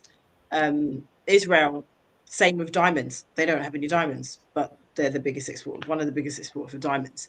The reason why these genocides are happening in these, well, not the reason why, one of the reasons why these genocides are taking place in these countries, and then the neighboring countries aren't saying anything, is because they're all in it together, really and truly, because it's all about stealing resources from these people, stealing resources and land. That's what it's about. That's why the genocide in these places can continue. And we're here sitting and saying, how is that possible? How is that possible? It's because it's all about money and it's about resources and power. Yeah, basically. Yeah. Yeah. It's again, I always say it's like mum and dad arguing over the kids, and we're just looking at like what side do we take? This is what it is all the time. And it's exactly what you were saying then about we want people to get involved. Because I was sitting there like, who gets involved? Like, who can we trust to get involved? because there's also there was an article I was reading about whenever they do gung ho and say we're going to come and do something about it, they're then siphoning away land, resources, and bills to we'll help you, but then you've got to sign your life away. That's what they're saying about like all they've done in Congo, from hurricane relief to what's going on in Congo to all the things. Any type of national disaster, sometimes like there's that conversation the West rub their hand because then they can implement even more tentacles into the countries that need their help and depend on them, and just then it's just reimagining what slavery is, and we're never. It's the people on the ground that is, it just breaks my heart because you know you basically have to survive long enough for whatever this power struggle is to move somewhere else for you to be able to bring up your families in some type of semblance of peace if they don't starve you out first. Exactly. Like, it's just so I don't know what the world's humanitarian force is. I have no idea because it's definitely not America. You know, if they come in and help you, even if they decide you are the side that we are going to help, you're also going to lose half, if not 70% of your resources over 1,000 years for them to have helped you anyway. So I don't know. It's just desperate times. I have no solutions for how this is solved. No, I don't know, because what African country can you rely on within Africa to actually really be like not in our continent? Can you guys do this? Like, I don't know where you go. I don't know how you do it because there seems to be more African leaders kind of trying to find ways around shaking off the shackles of colonialism. I think our president in Ghana has recently announced that English won't be the primary language taught in schools anymore. So there's all of that stuff that they're trying to figure out. It's taken us damn long, but it seems like stuff is happening. But again, it's like to what extent? Because you'll have people that are like, yeah, that's great. People are praising Traore and other leaders, but then you could peel back the layers. There's other deals and other negotiations with other countries that maybe seem less of a threat, but we're still dependent on other countries to take us out of the bullshit. How can the biggest continent in the world have to not be able to galvanize and come together? It's just it's so. You said it's right, because at the moment you've got a lot of African leaders that are trying to fix shit on their own doorstep, and that's the tragedy of it. It's because it's been done so dirty, and it's been under colonial rule in one way or another for so many flipping decades, centuries even. It's very difficult for everyone to galvanize and come together to solve the great problem, because they're trying to solve the problem on their own doorstep. You know, I would love it to be not on our continent. I would actually, same as the Caribbean, I'd love it to be not around Yasser. I'd love that shit, but it's very difficult. Like you said, Nana and AK, I'm really, it's happy is not the word to use, but I am glad to see that images are coming out, and what's happening in Sudan is being spoken about more, because but much like with the IOF, with them putting out images of the atrocities that they're carrying out on the Palestinians. When the RSF are putting out images about the atrocities that they're carrying out on the Sudanese, I think it is more difficult for people to ignore that shit, because you can see they're doing it themselves. So it's not real if they're doing it themselves. There is there's a great brigadier called General Al-Faith Abdullah Idris, and he's killed 900 people in like the last, I think it was like a day. He killed 900 people himself. And you know, 400 of them were patients, medics, and even a female MP. He's just the level of atrocities that's happening. I saw an image, I don't know if it's real or not, but I saw an image and they were showing like it was an aerial shot of a place in Sudan where they had killed 2,000 people in 48 hours. They had killed 2,000 people, but the number of people that they had killed was so vast and so violent in the way that they did it. It stained the earth. Yeah, they say Right. because No, I think that is an actual satellite shot where you could see Yeah, the different like- areas. It's been how they've been able to track where they are doing it is through the red blood stains. Where they're Exactly. doing the mass graves, so that it's actually there from space. You can see what is going on. But that guy is so evil that he was documenting what he. I don't even know what. I don't know what that is as a human. I don't know where you have gone, that there's no humanity in anybody that you're seeing before you, screaming. All of that is nothing. It's just numbers to kill. And it did remind me of the stories of slavery when they got to the Americas and were killing all of the indigenous, like, you know, mass graves of people. I don't know what that is in humans when you can do that, where you can be like, this is now mine. I am going to take your land. Regardless. But I don't care who the hell. And even if you're running away from me, I'm still going to kill you. I'm going to kill you. And I'm at a loss because I always say that you want to rule the world, you want to have power, but why do you want to rule over broken people and mash up people and destitute people? How does that? I don't understand it. We know it happens. We can see it happens, and it's happened throughout generations. I just don't get the logic where you want to rule over people that are broken, in fear, starving, dying, ill, disease, can't work, can't do anything. They're fucked. And that's what you're happy to rule over. I don't understand the benefits of this. It's two different things, though. Ruling over broken people, absolutely, I can understand, because then you can get them to do whatever you want. They've done that to us. Like, you put them in a system where you're going to wake up every day and you are going to comply. That's one thing. That's how you break a civilization. Now, the sickness and making people ill, I have no idea why you would do that. Yeah. Unless you truly are like, actually, in order for us to maintain where we are, you only need 2 billion of them. So whatever happens to the other flipping 6 or 7 is, you know, it's by the by. But that doesn't sound human to me. I don't understand who these people are. What do you get? So you have all the money in the world, you have all the resources for what? And that's my point. Yeah, what's left? What is the point? I mean, when you say it doesn't sound human, it's so far that's what's been documented over time. That's all humans have ever done. Just kill. Well, a set of humans. It's not everybody. It's a set of humans. Yeah. It's a set of humans that have done generally that. a few thousand of them, and it's like, So why? what is this? Because if a few thousand people over millennia, you can pinpoint who they are, their families and everything else, have been able to mobilize over billions of others, I don't know that they're human. Honestly, I don't know. Because lots of people literally just want to be productive for their families. If there isn't billions of us, not even millions of us, that want to rule over billions of people. There isn't. Most people don't. Yeah. Most people don't even want to be managers. Like, it's so. I don't know. I don't know. Yeah. No, I firmly have my tinfoil hat on. I don't know that these people are real. I have no idea. They listen, as they say. Yeah, it's just important for us to keep talking about this and shining a light on and talking about what's happening in Congo and Sudan and in Palestine. It's very important, and it's not about fucking oppression Olympics. It's all intertwined.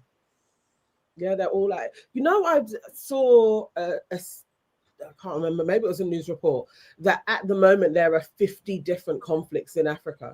There's some like most conflicts, right?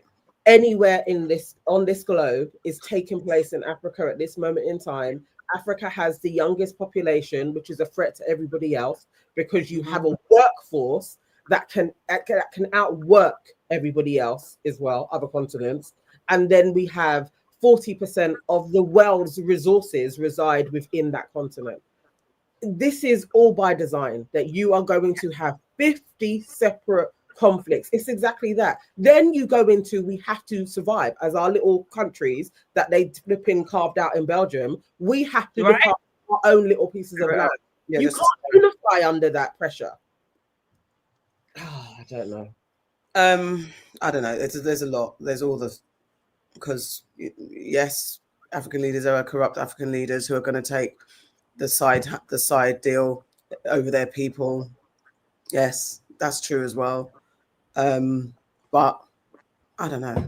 And not with it. There's others. There are other leaders, not just Traore, that are trying to make a change as well. He's not the only one. There's so many. You have the threat of Trump coming to be like start bombing Nigeria. Yeah, for Chris, like, and all of that. Like, just choosing the narrative, I don't know. But I just, what I'm hoping, I'm happy for, are African and Caribbean leaders say, not on my watch. Those, more of them need to come up, more of them need to stand up, more vocals and more support for them. That's all we've got at this point. There's more generations of them that think like us, that aren't so happy to just take the West's side deals and are saying that enough is enough. So I hope that there's more, and I hope they're willing to withstand the storm that will come when they do. Because I think anyone would rather die for that cause than just for gold, for people just fighting over the resource that's not theirs. All right, moving on. So a bit more lighthearted, or is it? If you don't know, a YouTuber called Bouncer has taken to his YouTube channel to expose the people behind the Shade Borough, their Instagram and website, which is known for sharing gossip and culture relating to primarily the UK Black community. It's generally hate-love because of its commitment to sharing negative posts that instigate comment wars and pit Black people against each other, especially the old Black men versus Black women narrative. So Bouncer, his journey has been long. I don't know how he started in this industry. Did he start Nana G? No, Right. So Bouncer started off as a criminal. That's how. So he spent quite a bit of time inside. So that, yeah, okay. So he was a bit of a gangster, we could say, kind of street dude. Went inside. I think he did 8 years inside for various different things. He did 10. I thought it was 10, but yeah, okay. It could have been about that. He came out and then he presented himself as like a manager. A music manager, and his most notable artist is Dig That, who at the moment now is probably going to be done for murder. So he's no longer there, but he did have a really big deal. And then he also managed Little Man as well, and he is a dwarf. And then they fell out, and Little Man went about saying that Bouncer basically exploited him and took a whole load of money. And then he was rubbished online and effectively cancelled as somebody who is nefarious and steals from their clients. Mm-hmm. That's how he came into prominence. And then he also brought boxing matches as well, like the celebrity boxing matches. He was one of the first to do that. So that went on. But then because of the Little Man thing, he was in effect ousted. People weren't trusting him. He wasn't seen as somebody to celebrate in any fashion. And then he created his YouTube channel where every single day he posts about 6 different videos on UK gossip, life, all the gamut, business. Like his videos are so varied. I genuinely am turning into a bit of a Bouncer fan. Like he will cover things and he talks, he's not well read. He just not standard. He gets words wrong. But there's something quite normal but smart, dumb smart, if that's a thing. It's like he makes me laugh, but he's also knowledgeable on stuff as well. So he's an interesting guy. Yeah, so then on the back of that, he's now on his I'm taking down the industry, and he's talking about the narrative that's been put out there, and it's about specifically being driven by Shade Borough, and it's around a few incidents ranging from Ginger J and his comments about Black women and the backlash towards him, to what's happened with Getz and the way that some people's narratives were shared on the Shade Borough and other narratives weren't. And again, definitely for him saying, well, they led the charge in getting him taken down. Like they shared pictures of his kids and shared pictures of his missus in seemingly just attacking him and getting him out of it. He now doesn't reside in the UK as a result, and all of that, and operates from Dubai, all of that stuff. So he's kind of gone about, said about like, I'm going to take you lot down unless you lot do a public apology. The owners of the Shade Bar are going to be revealed. I'm going to expose them. He's exposing Posty from GRM Daily, and he talks about there's being an industry of gatekeepers that are messing up our narrative, basically.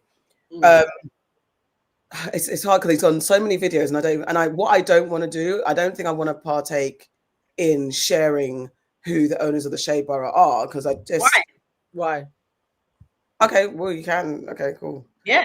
No, They no, share but shit. what was your My, thinking? my reason is because I don't know how it's all part of the noise. I think it's all part of the noise. It's all part of the noise. I don't know what it is. I haven't worked it out, but it's all part of the noise that I don't want to be a part of. But we are part of the noise because we talk about we're part of the culture of commentary. So, but part of me was like, I don't want to be the person to share it, because I think there's a narrative that overall, what has been done to him, which he says has been like devastating to him, to the point where people tell him to kill himself and all that type of stuff, to then get involved in sharing pictures of is it Helena and Will, who I don't know if I think they're a couple who Yeah, they are. Yeah, who they're a own couple.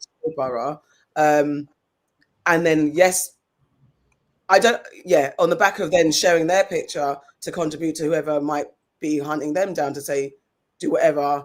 I don't know if I want to be part of that. There's a democracy here, so I'm not part of the ring, Wilson. Relax, don't say that stupid stuff. And don't be stupid. So yeah, that's how I felt. That's how I personally felt. But I don't know. You guys can talk about it as well. I think so. With the Shade Borough, obviously the page used to be flipping disgusting.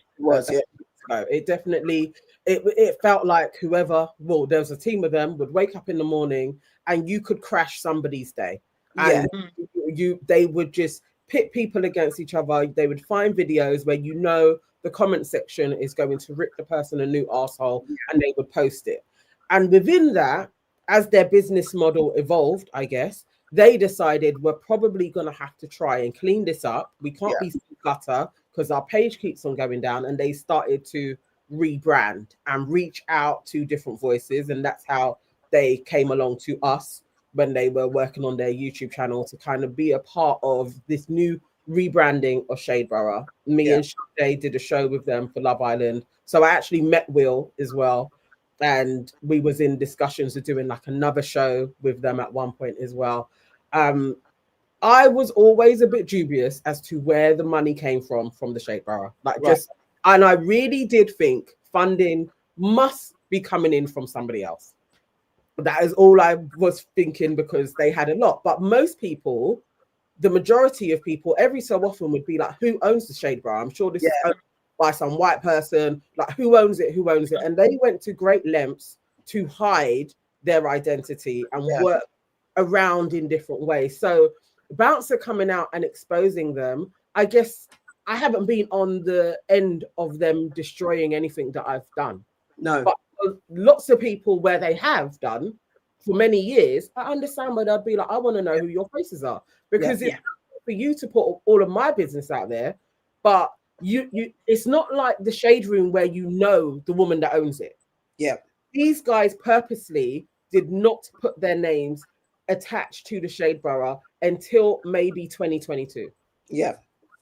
So for years, nobody knew who they were. So I kind of understand where he's being like, you put my business out there, why can't I put your business? I agree with him doing. That's where I'm at. Yeah. That's where I'm at, because I think that if you are going to, and they've posted people's children and all types of things. Mm-hmm. So how can you expect to be protected when you are not protecting anybody? Absolutely. That's what it's. I'm not praying on a downfall of nobody, but I will say that you reap what you sow. Yeah, I think that's fair. It's more about us sharing it. Absolutely think Bouncer has every right to share it. And it's about the general. He has absolute right to take. He said they shared his kids. They said they blurred out his kids' faces, but they shared his misses as well. And it was all contribution. It'd be interesting to understand what I wonder. Yes, hide your identity, because I understand why you lot did it, because you're putting out nonsense and people will come for you. And the UK is smaller, so small, to the point where even some of the content that I like, we don't do gossip at all, but maybe even reviews of certain people's projects, we have to take a minute and think about on my platform, because like that we will bump into that person down the road and just be like, whether or not, even if it's a heated debate or a heated discussion, you could get into it with someone because people are quite sensitive. So I absolutely understand why they did it, why they hit themselves. It's not right. It's not, as far as I'm concerned, stand on business and own your shit that you're going to do. Don't hide and then continue to do what you're doing. But they have to kind of tidied it up. So I would love to know their mindset now, what they're thinking, where they're at with the Shade Borough, because apparently they're losing money as well. They're not getting as much money as before because gossip sells, and being righteous doesn't. I guess. I don't know what your thoughts are on the pivot, and if you think they're committed to being different, even though this is happening now. From what I've seen, they definitely tidied up the page a little bit. It's not as sensational as it used to be. No, it's not at all. It's definitely got a little bit better. But they still, I don't know. There would still be some people that if you're seeing a lot of their posts, it is generally divisive and they are trying to pit Black folks against each other. That's still there. That still gets people commenting. I get it within the algorithm. I think it isn't as bad as it was, and they probably could present themselves as we own it now. I actually think they do that. And he's exposed them, so you should just come out and be like, look, we're the owners of it. This is what we do. We're cleaning it up. You could spin it that way in some way, shape, or form. What do you think about the whole gatekeeper of the industry narrative and shaping a narrative? Do you think that the guys behind Shea Borough and platforms like that, there's a bunch, I'm going to say a bunch of people, a bunch of platforms that talk about the culture. We're included in that. We pride ourselves on not trying to do sensationalism, but there are still sensationalist topics that we will react to and share our commentary on. So there are a bunch of platforms that talk about the culture in various ways. Do you think that there's been a controlled attempt to shape the narrative and stoke negativity, or is it human reaction to gossip and nonsense? There's also knowing that there's monetary gain for talking about nonsense, and there's also I say just in quotes because I'm, like I said, conscious effort not to get involved in gossip on my platform on purpose because I don't like it. But is there a thing where, in quotes, just gossip and it is what people do? Where do you think there's a control to have that out there, or it's just humans doing human stuff? No, they shape what is spoken about. It's all going on. There are lots of stories that you can see that pop up on TikTok where they get a lot of stuff from, on X, that they purposely do not share. There is stuff that we have spoken about that could absolutely, with their amplification, could help lots of different families, could stoke lots of different discussions, which they purposefully do not post because it's not feeding into a narrative of Black man bad or Black woman bad, or they specifically pick the things that they are going to amplify. That goes on a lot of them, and you can see the pages that generally don't do that or will put out different narratives like NG Bants, where they can put something the same as Shea Borough, but they will follow on stories in lots of different ways. They don't get the same amplification as that. Now, I don't know if it's just people's eyes or marketing budgets. Like, there are lots of different ways that you can get in front of people if you've got a bit of money. And I do think that Shea Borough does push an agenda, definitely. I think that GRM Daily does the same as well. They will put forward artists that specifically do certain things that have budgets to pay for it as well, that are affiliated with labels. I don't think it's mad what Bouncer was saying, that there is a ring. There is a ring of influence, most definitely. We see them at all the same places. That happens. It's a part of human societies, though. Yeah. Like, it's how it grows. So no, I don't think he's chatting shit on that. I think it's very, very much real. But what he's doing is you do your independent media, and people that want to watch it will come along and watch you. Like, that's all you can do, really. Yeah, I wasn't saying he was chatting shit. I was just thinking, it was more about, is there the shaping of the narrative? Is it a controlled thing to purposely drive a wedge? Sorry, look, go on. I think so. I think what Nana said is that their page has cleaned up quite a bit, but they definitely used to post things like, look at this here. Oh, this person said this, because they want to get a reaction out of you. They want people to war in the comments. They've definitely done that, because a lot of times you'll see people in the comments saying, well, what are you posting this for? What does it even mean? What are you trying to promote? People say that all the time because they're trying to promote negativity. So, I think it's not by chance because of the way that they frame it. the way they frame them, have the picture and then the caption. It's they're trying to get reaction out of you. Kaseko, girl, person, I can't say your name. You always kill me with this. Kaseko, thank you so much. Hi, aunties. Did you hear about this US content creator called O'Shea Duke Jackson living in Uganda, instigating diaspora wars with his Afrophobia videos? I mean, we know that he lives in Uganda. Thank you for that. Oh wow! Thank you. I do know who O'Shea Duke Jackson is, and his videos are absolute shit. Terrible. Oh, him. Oh, yeah. No, not. Yeah. I didn't know that he lived in Uganda, though. That's why.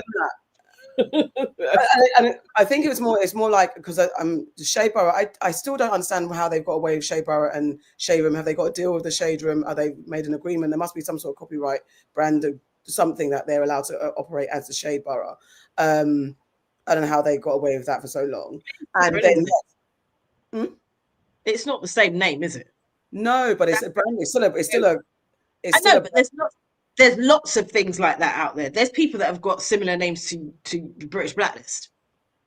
I'm just asking because the Shade Room. So I'm just wondering how they've managed to go for so long, because it's just a different color, but it's still the same branding style and everything. So that's a bit more than having a similar name. That's like doing the same thing called the Shade something. I'm just interested to know how they've been able to not run into any kind of, unless they've got I always thought maybe they were an affiliate or they had an affiliation agreement or something.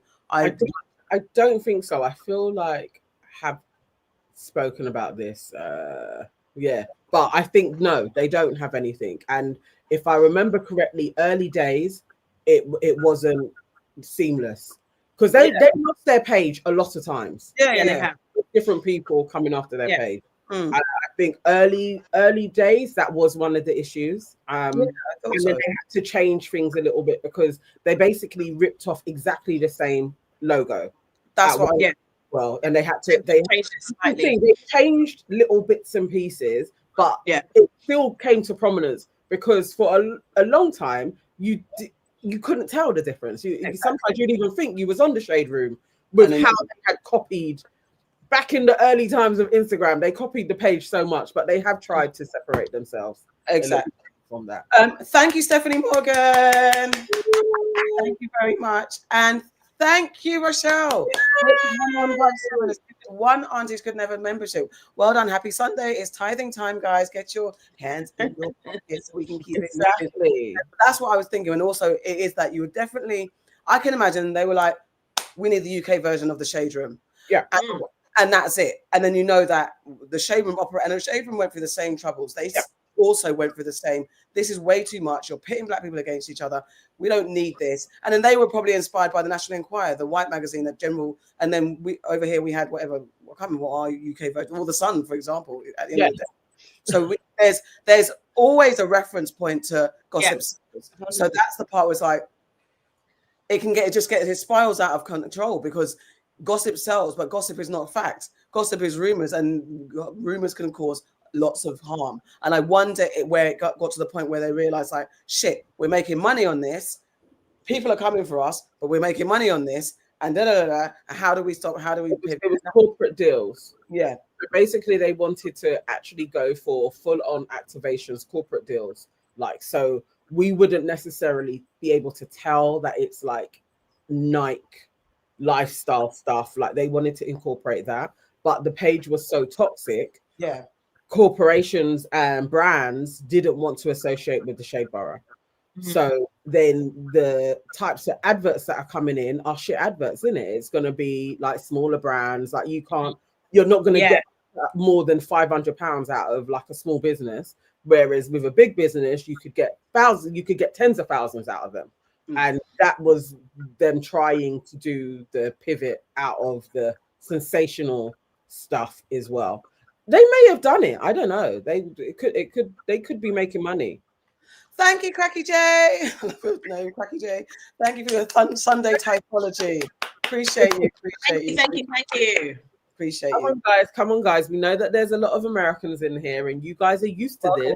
You know, join in tithing. The plate is out. So when is gossip okay? When is gossip okay? Because we cannot pretend we're not partial to a little bit of gossip. I don't like what kind of gossip don't I like? I don't really, to be honest, I don't really like gossip, but we don't like gossip that is malicious and can hurt people. Mm-hmm. I think it's that simple. I don't have the. I don't think I have the judgment scape that you can have on gossip, but I have the same morality around gossip that you do, and I think that's the thing. It's like with any situation that is out there that people are talking about, there is learning that can come from that. Yeah, in every single way, and that's why I do generally like reality TV as well. It has people's attention, and you can spin it around so that whatever the situation is, you can actually turn it into real life and how you can be better. I think that's where you use people's interactions. We're people at the end of the day, and we're communal. We like that. So gossip where you're not setting folks up to fight each other, which is what some pages can do. Like you can really set people upon somebody like, oh, you're really bad. And it's like nobody is wholly evil in any way, shape, or form. People can do shit things and they can still be a good person to somebody else. Like we're not one way or the other. And I think sometimes you just need a nuanced voice that's speaking in those places as well. And I think that's what we can provide with the auntie. So even if it was a viral, sensational thing that has come on, our conversation isn't going to be booting somebody when they're down. We're going to give the nuance of the situation. I think that's slightly different. And that's what those pages don't do, because you don't have a voice. Yeah. Your voice is a caption, and your caption you want people to click on. So, sometimes but there's ways you can do it. Thank you, Stephen Ochog, 1707. The Tatler is a correct reference point. Yes, the Tatler, but we don't have the Times FT Guardian equivalent. How did that happen?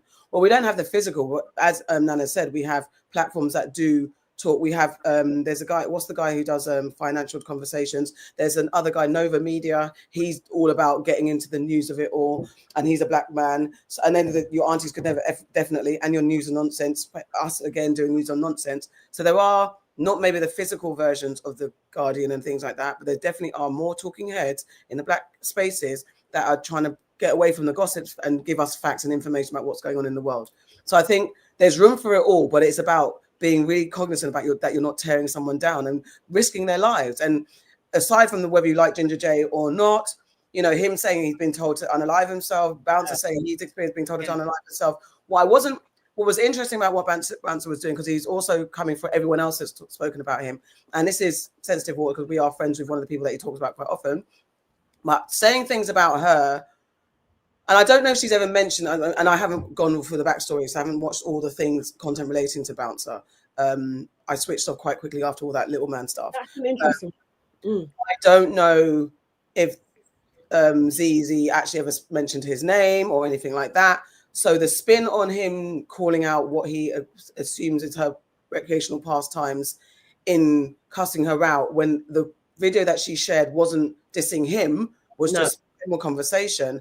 That's the part when you're doing similar things, and because that's an opening, one exposing something that whether it's true or not, that's her business. But then why are you exposing her? Because then her views are her views, whether she is anti-man or not, or even I don't agree with Lynn May's. I don't know her to say I can't stand her, but I don't like what she puts out there. Her and then Esther. There's all these commentators that aren't saying what you say or you don't agree with, but then you're speaking about them in the way that's similar to what you said that you experienced. So that's where it starts to become a bit problematic. And I know people say that about the auntie. Sometimes we get, oh, you lot just hate men and da da da da. So speaking from a women's, go on.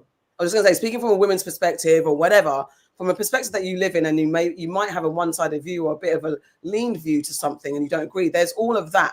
So it's just interesting, like how you call people out, hold people accountable, get your just desserts, just justice, but then don't end up doing the same thing that you're calling people out about. It's a bit of a mad. Yeah. What he has said and put out there about ZZ, I have not seen her do the same about him. Right. Now, I don't know if past ways. All I can put it to is the interview that was done with Little Man was on +44. And ZZ was the host. Yeah. So I'm thinking that's why he has a beef. But personal stuff. And that interview, she actually seemed very skeptical on everything that Little Man was saying. So I don't know why he has decided I'm targeting her, or I'm going to put out info that I know, I think I know, or people have told me about her. I'm putting that out there about her. I'm not sure, but I do think that is fuckeries. It's fuckery, because what she doesn't do, she doesn't come out and start talking about people's business like that. She talks about things that he says he has a moral code. He is always like, I'm a Muslim man, I have a moral code. I just think as a Muslim man, to be attacking a black woman is unnecessary. Like, yeah, you don't need to do that. There are other people, heaps of them, that come after black women that use their voices to speak. That is beyond anybody else talking. She gets a lot of pressure. So Absolutely. it's like, you can condemn her for doing that chat with Little Man, but really putting her business out there, I mean, that's low. That's low. That doesn't sit well with me at all. Yeah, it contradicts. And I think, and also the conversation around Gets as well, and with the vlogger Esther, and what Zizi was saying about people being quite excited on Gets' downfall and stuff like that. I mean, there's a world out there. There are people who, as what happened, I think, as we said, when you know them or kind of are a fan of them in a way that they seem unproblematic, and then this is quite a shocking, this is not quite, it's a very shocking thing to happen to someone that you, again, as a black community of people who are rooting for us to do well in every aspect, someone that you're like, you're on such a great path, and then something as disgusting and terrible as this to happen to them. And we do have this new outpouring where we outpour to the public on our platforms. We're processing it. So there's going to be an initial shit, damn, shock, forget. Also, all of you people running to the comments to come and talk and say what you don't know, cussing people who are either going into court, cussing people for speculating, all of the stuff, people are collectively doing that to target in on, say, and that's where he was saying that that's the Shea Bar are only posting that narrative. They're not posting anything condemning Gets. They're posting people not defending him, but calling out the people who are excited or gossiping about or talking about Gets' situation. I don't know. It's a bit of a mad one, but he's saying that Shea Bar is steering that narrative in favor of Gets, rather than calling him out for what exactly he did. And he's using Esther and Zizi as voices that did that. That's what he said. And then he did give Esther a point. He goes, look, I like what you're doing. You want me to come on? Like it's funny because it's like he's trying to navigate his hypocrisies in real time. Yeah. Calling out Esther, but at the same time, girl, do your thing. Just don't get involved in this conversation. And then calling out, I don't know. It's a bit of a mad one anyway. So yeah, we'll see. Yes, Zizi does get a lot of criticism. I mean, do you know what? It's not even just Zizi. Lots of people get criticism. People are going to criticize. It is what it is. We do, because the thing is, even if you are in plain sight showing the two sides of a story, people are just going to fixate on one thing. You know, like the rhetoric about we hate men. We equally talk about good men. We have good men on the pod. We talk about this all the time. But if you want to just present us as black women who hate men, then that's what you're going to do. It's going to happen. Yeah, you'll be able to find enough instances where you could be like, they were calling out that man. Why did they? And it's like, okay, but when we're calling out a whole load of women, nobody says shit. We could have a whole episode where it's back-to-back stories of calling out women, and not one comment will say that was really heavy. You took down a lot of women this episode. Nobody will say nothing. No. Two stories on men, and everybody will come out and be like, oh my god, this is Miss Andre. Yeah. Like, Right. It happens. But anyway, you know what? Shea Bar, what they should do is stand up in front and say, yeah, this is us, this is our journey, this is who we were, this is who we're trying to be. Get behind, because the thing is, black people are very forgiving. Yeah, if that. It is that. Definitely. All righty. Any more comments before we move on? Other than that, we can go on to. So this is maybe it's a quick one. There's no rap songs in the Billboard Top 40 for the first time in 35 years. And for the first time since 1980, no hip hop tracks appear in the Billboard Hot 100's Top 40, marking a significant moment in music history. Kendrick Lamar and Sithers, Luther, which topped the chart for 13 weeks, dropped out of the top 40 on 25th of October 2025, officially ending a 35-year streak. Now, there's lots of kind of hypotheses, and I immediately, with that, before even sorry, before even getting into it and digging into it, I immediately said, well, look, it's the lack of quality hip hop and all this stuff, and we haven't got power. And so I don't know. I mean, I haven't been able to go into all of it and all the kind of reasonings, but it's an interesting time where the most dominant music isn't dominating the charts for the first time in many years. Rob Markman had a kind of an opinion on it. He's a hip hop kind of vlogger who talks about these type of things. He said there's nothing to worry about. Did you guys hear about it? Have any thoughts on it before getting into it? Don't get into it because I have no idea. It's all about the algorithm because it was like everyone else knew about it. All right, it might be a quick one that we get into. Why is it taking long to buffer? To see the staying power that this album has, regardless it is Taylor Swift, and all 12 of those songs from her album are in the top 40. That means that there's no room for 12 other songs to be in the top 40. It says the lack of rap songs in the Hot 100's top 40 is the latest sign of a recent dip in rap's commercial dominance. Hip hop's overall market share reached a peak in 2020 when it neared 30%. That has slipped to just over 25% in 2023 and has been at 24% so far in 2025 through the week of October 23rd. In the Hot 100 chart for the equivalent chart week 5 years ago, a whopping 16 of the top 40 were rap songs, while in the equivalent chart 2 years ago, there were 8 rap songs in the top 40. It is worth noting that the rap world is currently, let me just say this too, a bit of rage bait going on. Like they know this headline is going to cause rage as well. It's going to get people talking, man. So there's a bit of that going on too. It is worth noting that the rap world is currently in a bit of an in-between moment with some of his biggest names. Drake, the biggest chart mainstay of the past 15 years and the artist with the most Hot 100 hits of all time, has not yet released his much-anticipated Iceman album, while his 2024 foe Lamar is finally somewhat dormant following an 18-month period of cultural and commercial dominance.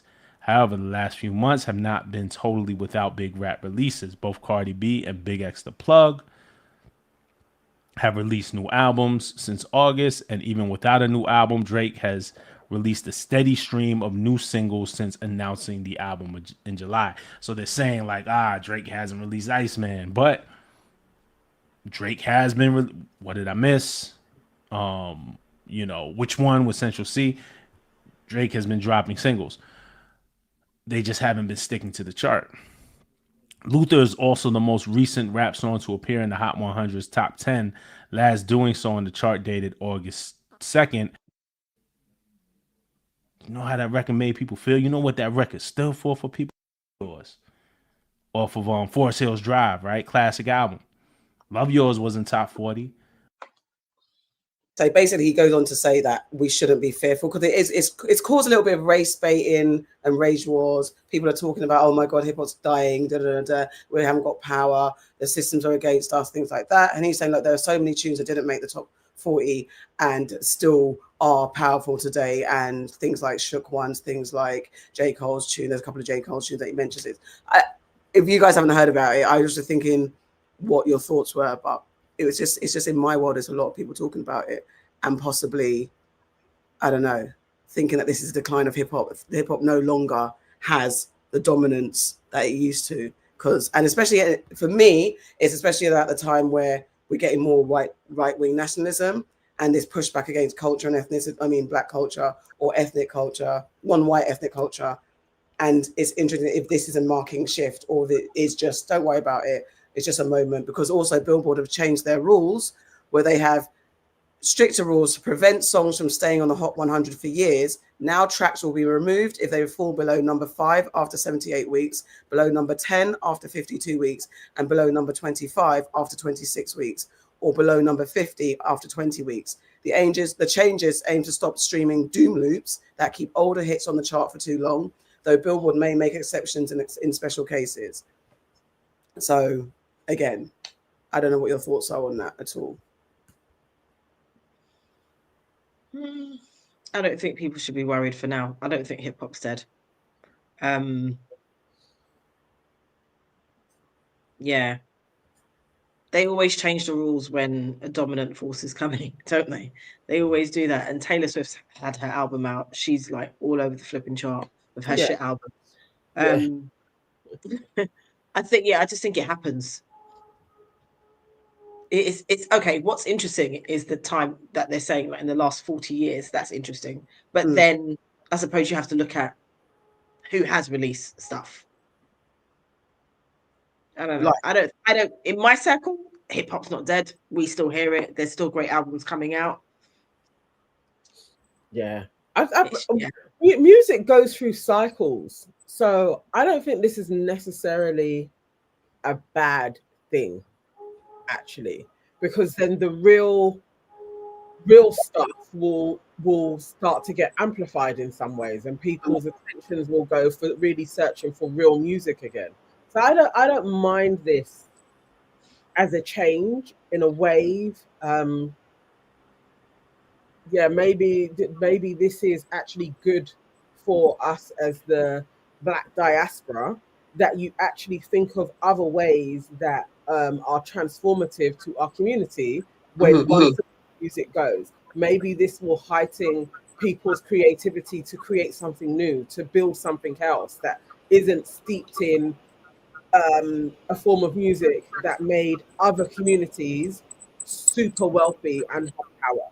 Like maybe this is our chance to really work on what our next creative move is going to be, and maybe this time we're going to be smarter, so that the people that are the movers and shakers, about IP, you create different business models, you share different forms of information, so other communities don't come and use us again. Maybe this is the moment to transform. That's where I was going with it. Thank you, Stephen Chug 1707 for. Yes, thank you, aunties, for your voices. Thank you. We appreciate you for thanking us for our voices, and someone else has given us a little something. Thank you, Will Smith. Go to a lot of songs aren't very good, is all it is. I mean, there's also that, and maybe people are tired of maybe the same old. Because I as much as I love some of the ladies, I'm just like, I'm tired of the narratives. I think the other day I was out and I was watching. There was a channel that was playing all the lady videos, and it was all seamlessly rolling into lots of bum shakings and talking about their bums. And I know we have grown up with men talking about their dicks, but there was also a range.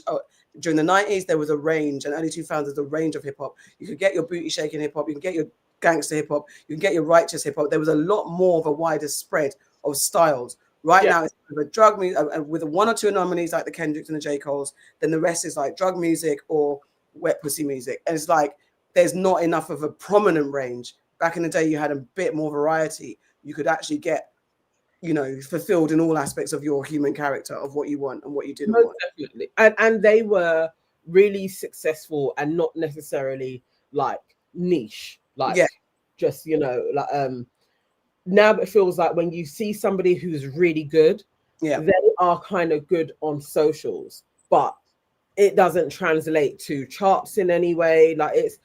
Can you imagine now?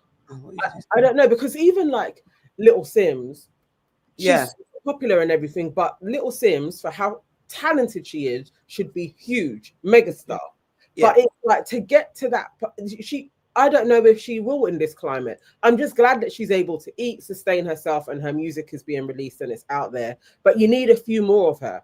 There should be a good 10 names that I should be able to say quickly, who are sustaining, who have careers, who are super successful, and there's just not that many. But this is what's interesting, though, about how people are put out there, because how they're publicized.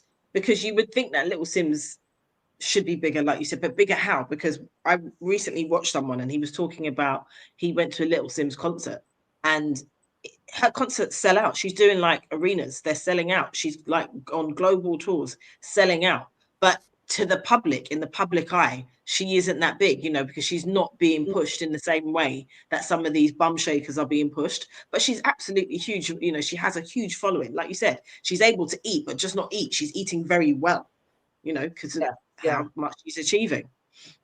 Thank you. Oh, gosh, a sec. Can you give me a phonetic way to say your handle, please? He said it's Kevin. He said it's Kevin. Oh, it's Kevin. Yeah. So I keep saying, I missed that part. Kevin, Ryan Proctor's hip hop page shows, it's Kevin here.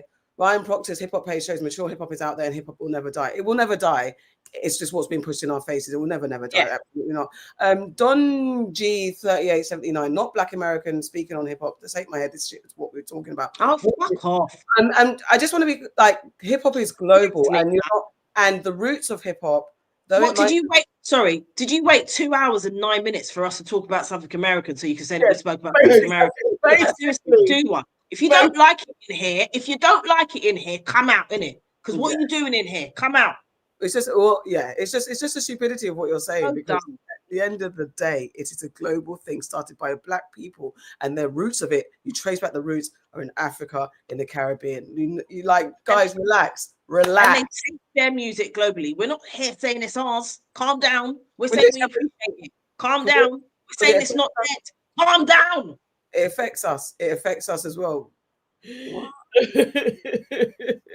I swear, the thing is, Donkey, he's been talking about all sorts of things. You've actually been contributing to the chat. He most definitely, I believe it's a he, because it usually is he's. You've been in here just waiting for America, like one American story. He's probably been on the edge of his seat, just there. Like, oh, well, they're getting America. Oh, we're gonna go to America. Message typed out, ready to hit send. Like, relax. What I was gonna say is that what artists have been doing is like not focusing on their core audience and looking at the TikTok world and trying to make those catchy songs that suit a little clip of a video, when actually, who are you as a rapper? What is the culture? What are the roots and real roots of hip hop? You don't have to be righteous, but you can at least, who is your audience? Who really likes hip hop? Because the hip hop audience has gone global, and so you're trying to appeal to a bunch of people that don't understand who we are, where we're from. That's what Rob Martin was saying as well. It's like you're talking to an audience that don't give a fuck about us. They don't want to wear our pain. They want to know about our pain. They just want to dance and keep dancing, waving their hands and having fun. Stop appealing to them. Concentrate on your greatness and the talent that you have, because no matter what, as he was saying, there are tunes that stand the test of time that didn't make the top 40 that we revere as hip-hop classics. There's a bunch from Jay-Z, from J. Cole, from even Kendrick's got, and Drake have got tracks that didn't make the top 40, but they're tunes that we still play today from back in that day. So, like, you know, it is about that cultural resetting. There's a whole thing about the Great Reset in the wider scheme and in the cultural reset. Yeah, it's happening. Mm-hmm. Yeah, it happens with everything. You know, when spiritually people are talking about moving into different times and different timelines and different ways that things are going to be presented, a lot of things that we know to be true, it's already started. It's just changed. It's not the way it was. And music, especially hip hop, rap, whatever, the different subgenres, the dominance on popular music, it always has a time and it goes again.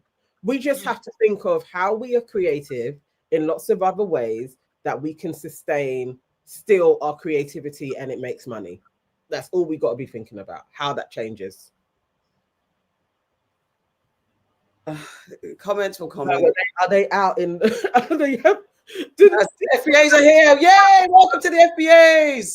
FBAs have descended. Is there a dog? Is there a group? Literally. Is there a group chat? Literally. There is. Welcome. They said it. Get them. Get them. Get them. It's been over 2 hours and they didn't say it, but they said it now. Get them. I don't even know what they're talking about, but get them. Get them. Get them.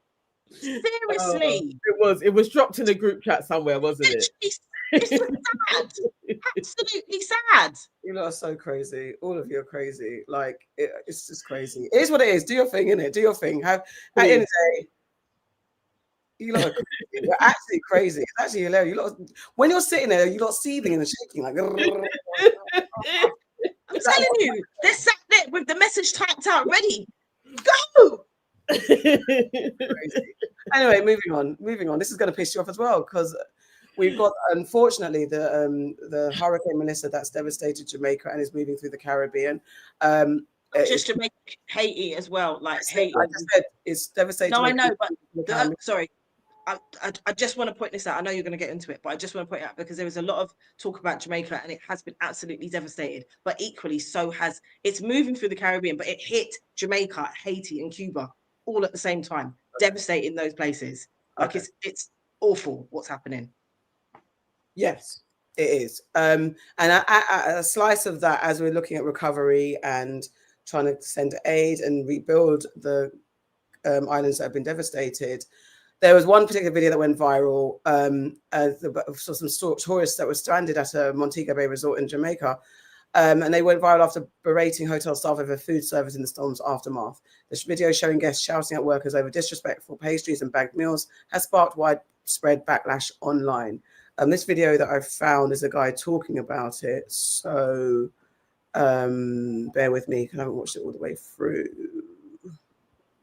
Has just experienced one of its worst storms and disasters in recent years, leaving major destruction behind after Hurricane Melissa would pass through the Love Island on Tuesday. According to the BBC, at its peak, the hurricane sustained winds of 185 miles per hour, stronger than Hurricane Katrina, which devastated New Orleans in 2005 and killed 1,392 people. For many Jamaicans, this would become a time of survival and preparing for the road ahead to rebuild their country. As you should know, not only Jamaicans are experiencing this unfortunate event, but so are the many tourists who travel to the island for relaxation and good weather. According to reports, nearly 4.1 million tourists travel to the islands every year. According to some of the tourists who would decide to travel to Jamaica during this hurricane season, their time on resorts across the island has become unenjoyable while still having to pay full price for their accommodations. Their now viral complaints would be shared across social media and has caused many reactions online.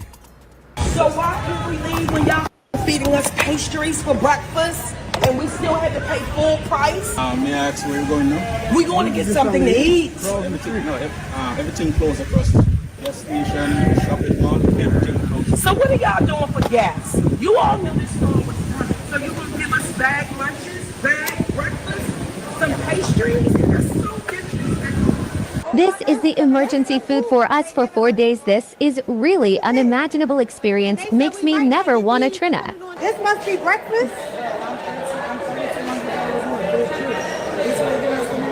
This is crazy.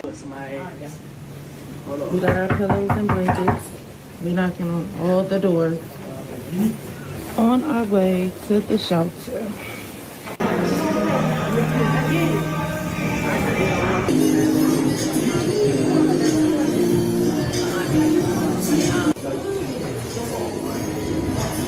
So if y'all have a second floor, why can't we go to the second floor? Because it's full of all places, including the one that's underground. So if it was to flood in here, what do we do? There's no, it's not going to be flooded. And then you want to charge $1,100, $1,200 for a one-way ticket to get up out of here, knowing there's a category 4 hurricane headed our way.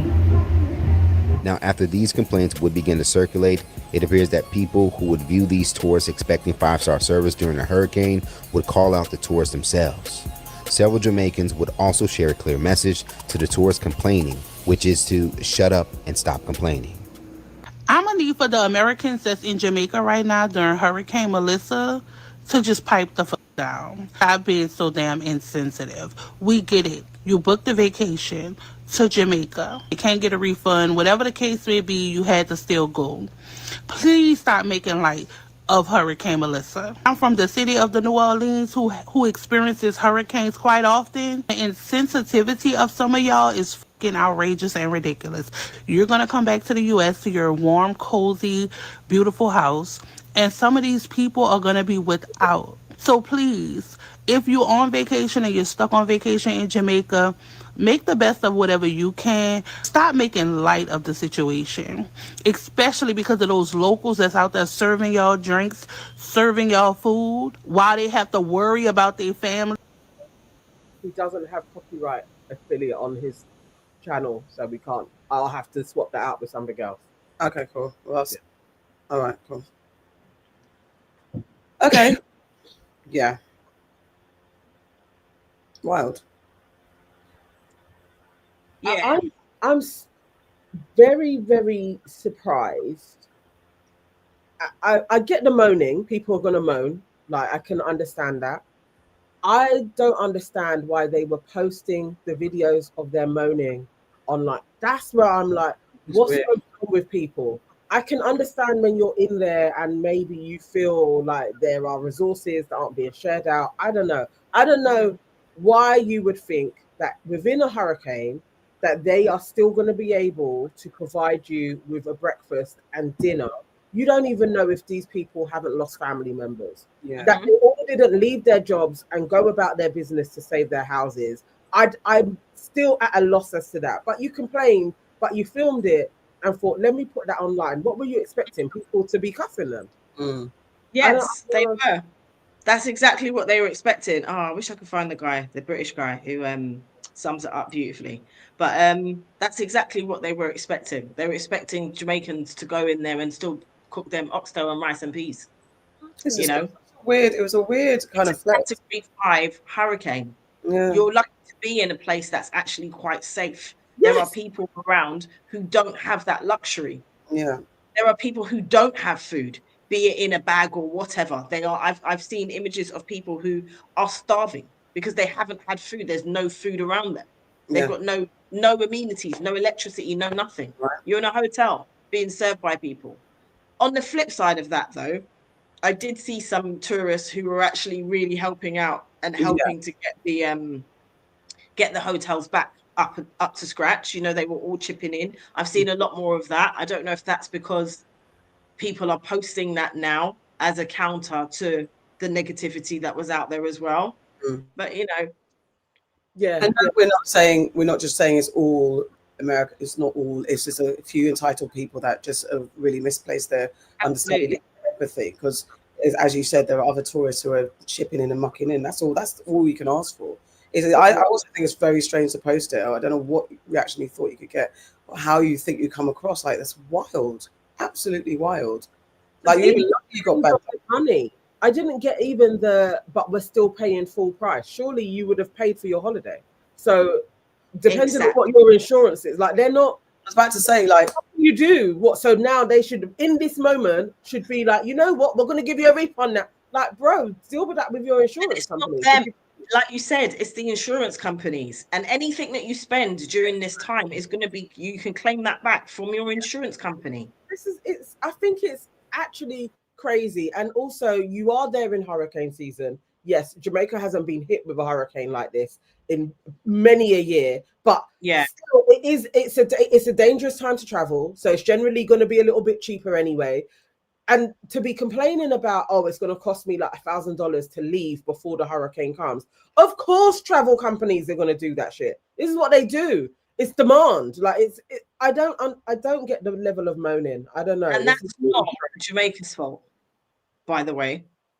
Like, you know, where you're just like, I don't understand. My friend was actually there with her family and her husband, and they were staying in Lucy, and it wasn't hit too much. Like, they got the really bad weather, but the eye of the storm didn't descend on that part of Jamaica. But still, she put up videos the whole morning. The morning after, they all went out. Lots of the residents were out there picking up all the debris, sorting out the chair areas, like really being like, obviously there's not a lot of staff and you don't know who they've lost. So they're out there as a community being like, we got to help. This is our environment now, isn't it? We're here until we can leave the island. Let's at least make our area as nice as it can be. They're out there with their brooms doing work. And it's like, that's human spirit. That's what I would expect. I wouldn't expect you harassing staff members about, all you're going to give us is sandwiches in a bag. So what are you going to do for guests? What are you going to do? I'm going to keep you alive. That's what I'm going to do. Man, this is crazy. It is crazy. And to be then whoever's going on in the comments, but it's like, it doesn't actually matter where they're from. The fact that anyone is acting entitled during that moment is just wrong. It doesn't matter where the fuck you're from. There's just no need for it. And exactly that. Because you get to go home. You're right, exactly. All right, moving on. For life. And also, yes, I mean, you know, I when I get a second and share some relief links, if you want to share and send money and stuff like that. I think someone in the comments said they work in construction and they're going to go and help rebuild. So where you can help, and whichever island devastated, just extend your help and your support where you can. There's information there about how you can share. Beware of scammers out there as well, because I think there was like 48 reported. So just go down the proper channels. We'll post some links as well where you can share, where you can donate. Yeah. You know what? Also, I did see, I think Elaine did it, but a couple of people were really complaining about how much the British were donating. And then a footballer, And Mbappe, that's it. Mbappe gave more than most governments. Yeah, actually. He did. But I wasn't mad at this. Honestly, that I don't like that we want independence, but also in times of crisis, you want to take shit from the UK or the USA, because it's not, they don't just give freely. You have to, you're going to have to give them something back. They're going to take some type of resource, or they're going to put prisoners there. Like, there's always something. So I didn't really like that there were so many people being like, oh, what, just 3.2 million? Like, dude, maybe that's all that the Jamaican authorities were like, this for this amount of money, and we're going to give you this. This is how much. I'm not going to get into bed with you for this. Maybe it's that, we don't know. Yeah. But I suppose they're going to give you $1 billion. The island is back theirs. Like, that part, we don't know what the deal is. We really don't know the ins and outs of it. But I suppose for me, what's annoying is the fact that the Caribbean islands and not only the Caribbean islands, like a lot of places that are suffering from these natural disasters are not the ones that are fucking doing the global warming. We're not the ones that are doing all of that. And that is the part that people forget when these tragedies happened. We spoke about it last year when it was Hurricane Beryl in Grenada, and the Prime Minister came out and he mentioned it then. It is the smaller countries in the Southern Hemisphere that are being done dirty as a result of all the Western countries pillaging the fucking earth. Alrighty, yes. Companies should have to pay, most definitely. Like, do you see that lady that listed all of the CEOs from the various different? Yeah, that she was saying that the hurricanes rather than they are the ones that should be fined, and they have to pay the governments, and that's how it goes. Because then, as a company, you can't then be like, look, then you guys have got to give me this, because you haven't got the might of any type of army to back it up. That's how we should be redistributing wealth. Exactly. Paying for the crimes against other islands. Like, that should be how it's sorted out, most definitely. Okay. Geeky Love 3603 saying, I hope I'm wrong, lady, but I believe the Mbappe donation is a rumor. Probably not true. I've been looking at sources and I cannot find credible ones. 20 mil is a lot even for him. I did think 20 mil was a lot, but just we'll figure it out. And I saw it as a headline, but I was like, if he wants to, like, I don't know how much any footballer has got, or who knows. But if somebody who has great amounts of wealth and you are going to donate properly without wanting anything back, we should expect that of, especially the billionaires. We should expect them to do that. They should have to give back a percentage during any natural disaster. That's what I think. Yeah. They should have to. Right. All right. Moving on to UK homes still plagued by mold despite new law sparked by toddler's death. 5 years after the death of 2-year-old Awab Ishak from mold exposure in Rochdale, millions of UK homes remain dangerously damp. Awab's law, which came into effect this week, forces social landlords to fix mold within strict timeframes, but private renters, who make up a large share of those affected, are still excluded. Let's share. Oh, wrong one. Yeah. Here we go. The period of 2-3 years, it's become this, where both two ceilings have collapsed. And as we're talking, I can see the water's dripping between us. Takesha Thomas has told us about the appalling conditions in the flat she shares with her 14-year-old daughter once before. Back in 2021, my colleague Dan Hewitt visited her home in East London. This is my staircase. The conditions are barely believable and totally unlivable. 4 years on, and the damp and the mould and the leaks are all still there. The damage now so bad that the kitchen and the living room can't be lived in. Takesha's local authority ignores her complaints, she says, and her misery continues. Being confined to the bedrooms, not having space to manoeuvre, damp feet, damp socks, damaged belongings. It's actually such a headache. The legislation will mean social housing landlords must comply with new rules. They'll have to fix hazards classed as an emergency, within 24 hours of reporting.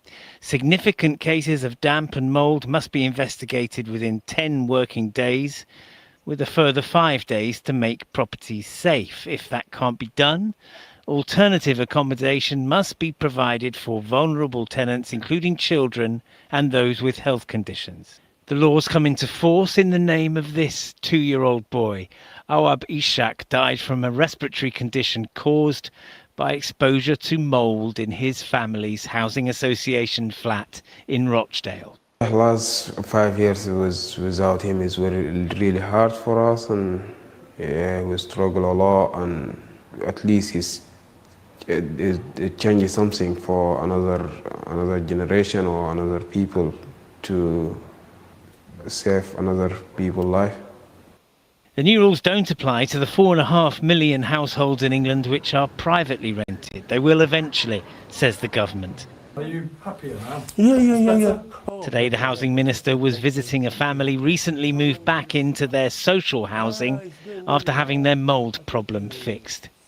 Well, if landlords don't meet the requirements of the new legislation, they'll find themselves in the dock in court, and they could face enforcement action or a fine. The new laws are ambitious, and they would represent a revolution in the kind of response times that so many social housing tenants have had to get used to. There is also a question, though, about their relationship with a cash-strapped and very often bankrupt reality across the local government sector. It's a lot, sorry. Takesha's local authority told us today that they're aware of her case and they're trying to improve their service, but it is not some quick fix. Speed may be of the essence with Awab's law, but long waits for change will go on. Geraint Vincent, News at 10. But yet, what in the hell? You know what? Okay, so on the law, I'm glad that they've even put it into a law. That's a step in the right direction. It just feels like, why are we still doing this half steps? Like, why can't it, the law comes out and everybody has to abide by it? Why does it have to be incrementally? There are people in dire situations. Like, we all know that mold is so dangerous and toxic. This should be speedy. This should be literally across the board. You have to comply. Where she's living is crazy. That is, I cannot believe that, and we're going to call ourselves a first world country. Really? Come on now. Okay, so you guys know I've gone through this shit, and it took years of back and forth with the with my housing association. But I am heartbroken for that woman, because I know what it's like to live in a place where you can't, I'm getting emotional, where you can't feel like you're at home. You feel like you're going mad, because every time you do something, like she said, it's like I've got PTSD. Damp clothing, the smell, things, ceilings caving in. I've been through all of this shit. They need to decant that woman. I cannot believe that they've actually got her living in this space, because with her child, the risks to her health are insane. They need to decant her, because they can do that. And even the thing when they're saying, oh, they move you back in. I was decanted from my property twice. Yeah. And they said that they fixed it. The second time I went back and they said that they fixed it, within 6 weeks, the mold came back. Yeah. It's so painful how you have to report it. And the fact that they're talking about it being, if it's deemed an emergency, it's what they deem an emergency as well. Because if your ceiling's falling in and you've got a leak, that's an emergency. They have to deal with that within a certain amount of time. If you've got mold, they don't, remember, listen to the wording that they said, reoccurring. There's so many things that they tell you first before they actually come and sort your fucking shit out. I'm heartbroken for her. I can see on her face, I can see what she's going through. She's had to move. I remember doing that. All your stuff is in the middle of a room because you're just scared, and there's nothing that you can do, because you're beholden to these fucking housing people who don't give a shit, and they don't come and see you. You send them pictures, you send them reports, they don't come and see you. They come, they paint one wall, they don't treat it. It's such a vicious circle. They treat people that are living in social housing like we're subhuman. We're not subhuman. You're not paying rent.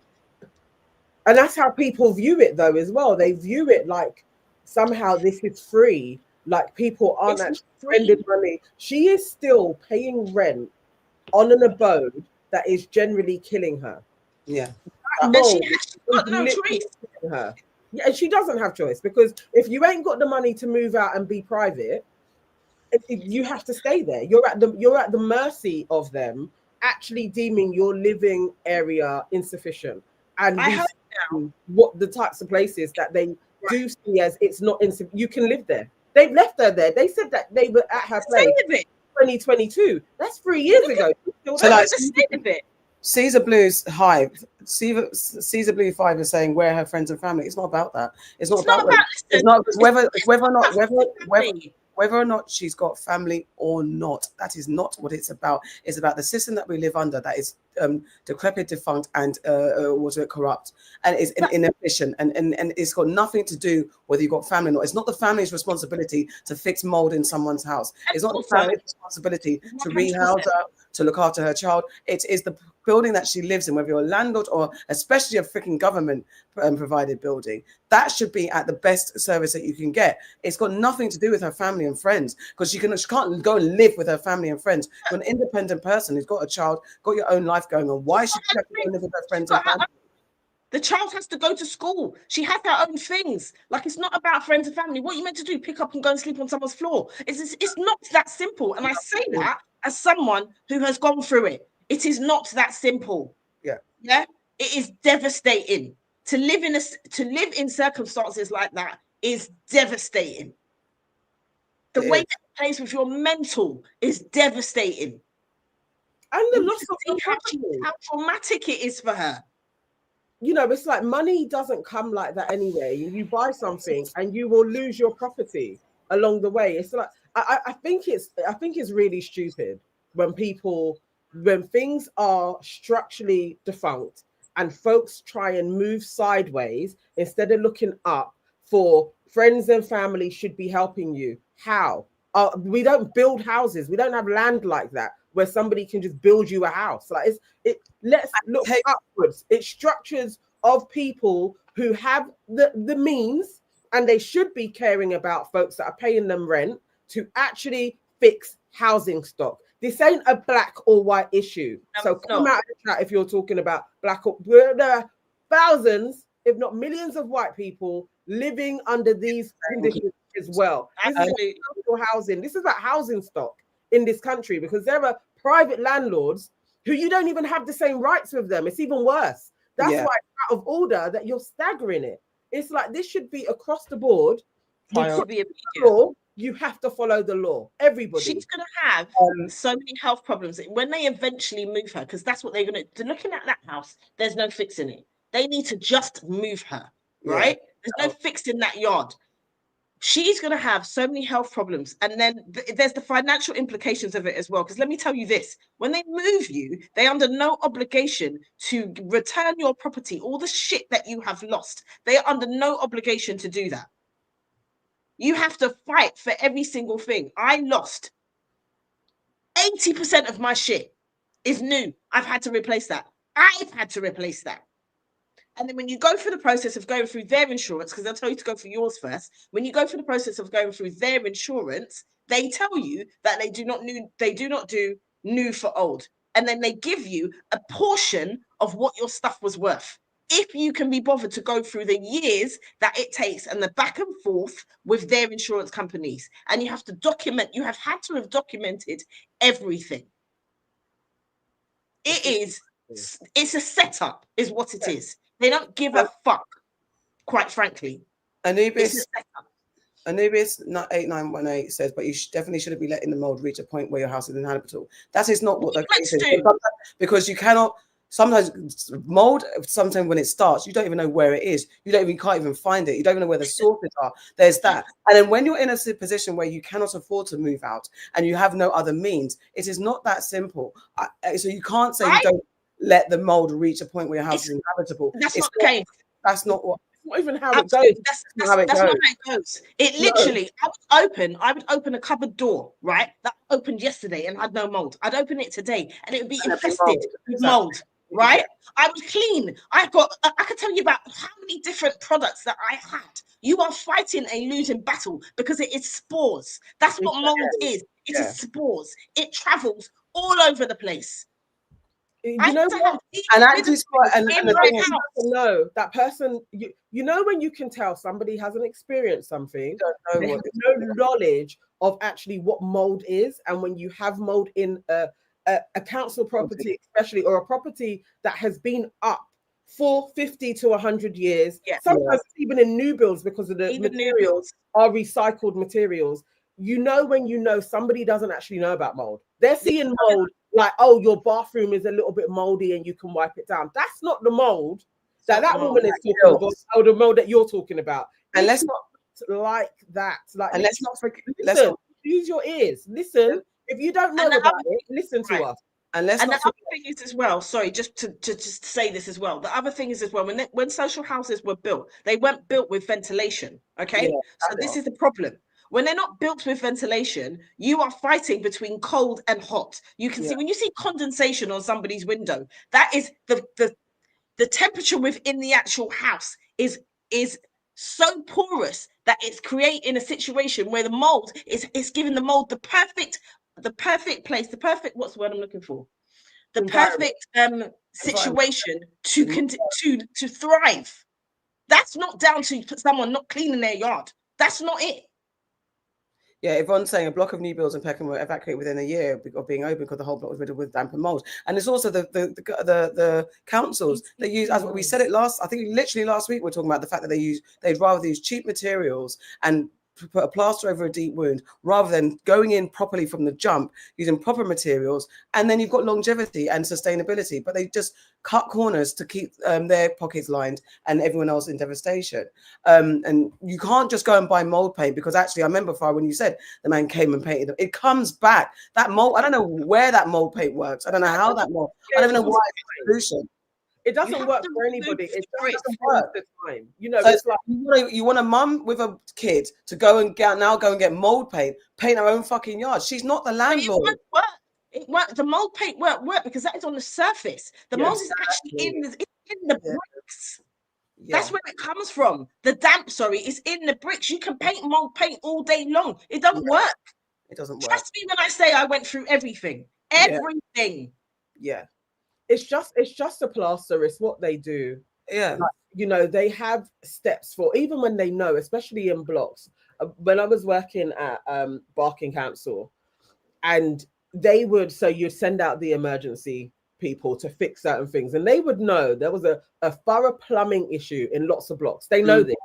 They know that realistically, everybody from this block needs to be moved. They know this, but they would spend millions doing small fixes, waiting for a disaster to take place. And that is basically what they were doing with Grenfell. That you know that there was an electrical problem. They knew this.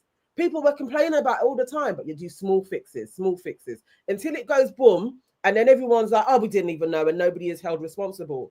Damp is a problem in so many areas of life in this country. They know they've got to do something about it. This law is a first step, but you have to do it widespread. It needs to be that we are taking this serious because people are dying from it, and they don't have to. Okay, Anubis again. Sorry, Anubis. I've experienced it and repainted with anti-mold paint and undercoat with PVA and anti-mold. The council definitely have responsibility, but this is all by design.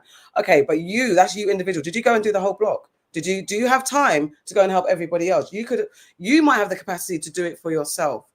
And that's all good for that's you. That's in hundreds and thousands of houses in the UK and around the world that don't have the resources to do that. And the thing is, as well, you can do your own property, right? So, for example, when it first started to happen, I had mold paint treatment and all that kind of stuff. However, like Nana said, if there are leaks within the building, remember, when you live in social housing, it is, especially if you live in flats, right? It is all linked. Yes. They don't just build it individually. It's all linked, which means that all of the pipes, everything is connected. The woman upstairs from me had a leak, right? Yes. So every time she's having a leak, it's seeping into my bricks. It's seeping into my home. And eventually, it's coming out.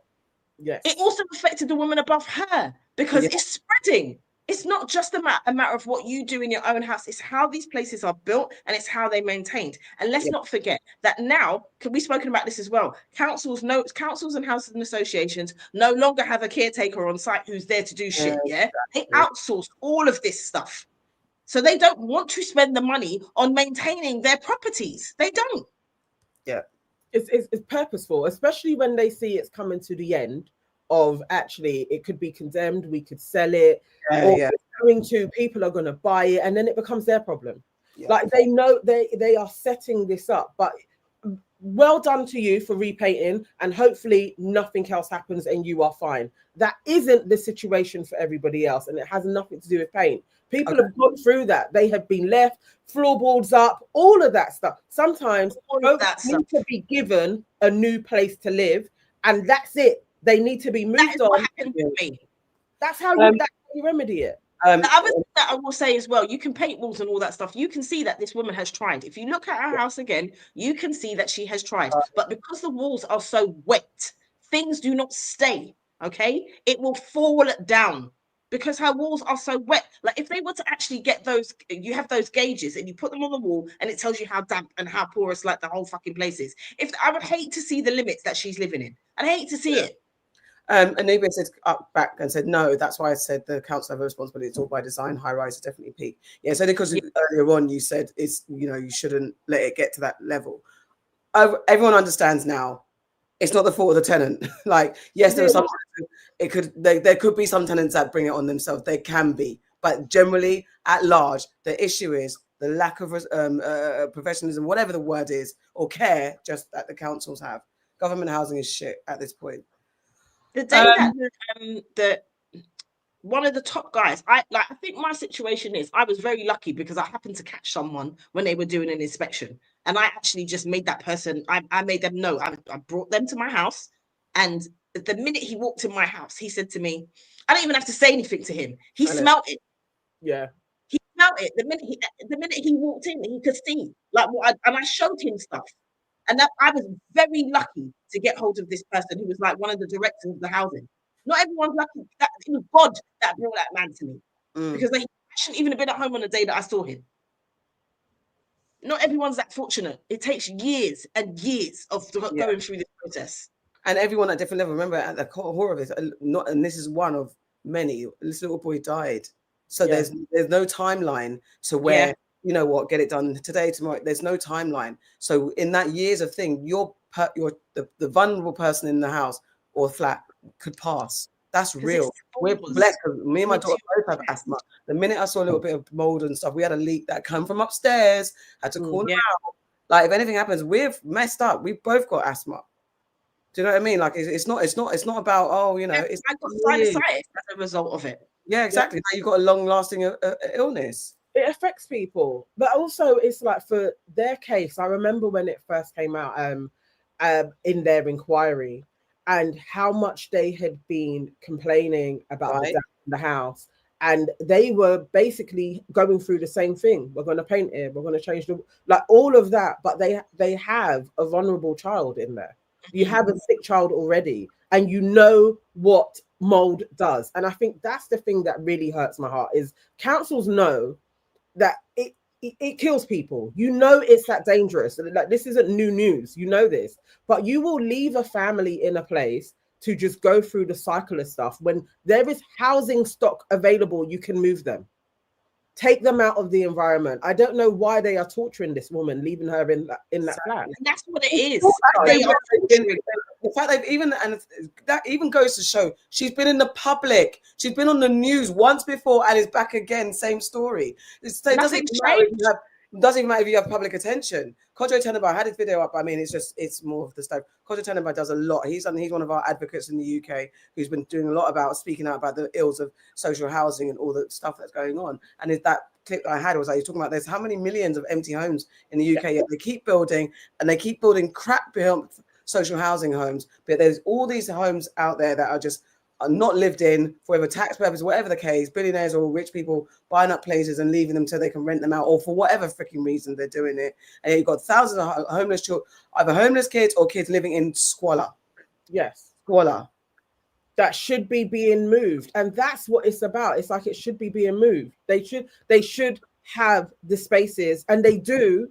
They have the housing stock to move people out of these environments instead of having them locked into traumatic situations. Like this is just, it's cruel and it's evil, and you still have to pay your rent. And you need to understand that social housing is not free. It's not even dramatically cheaper.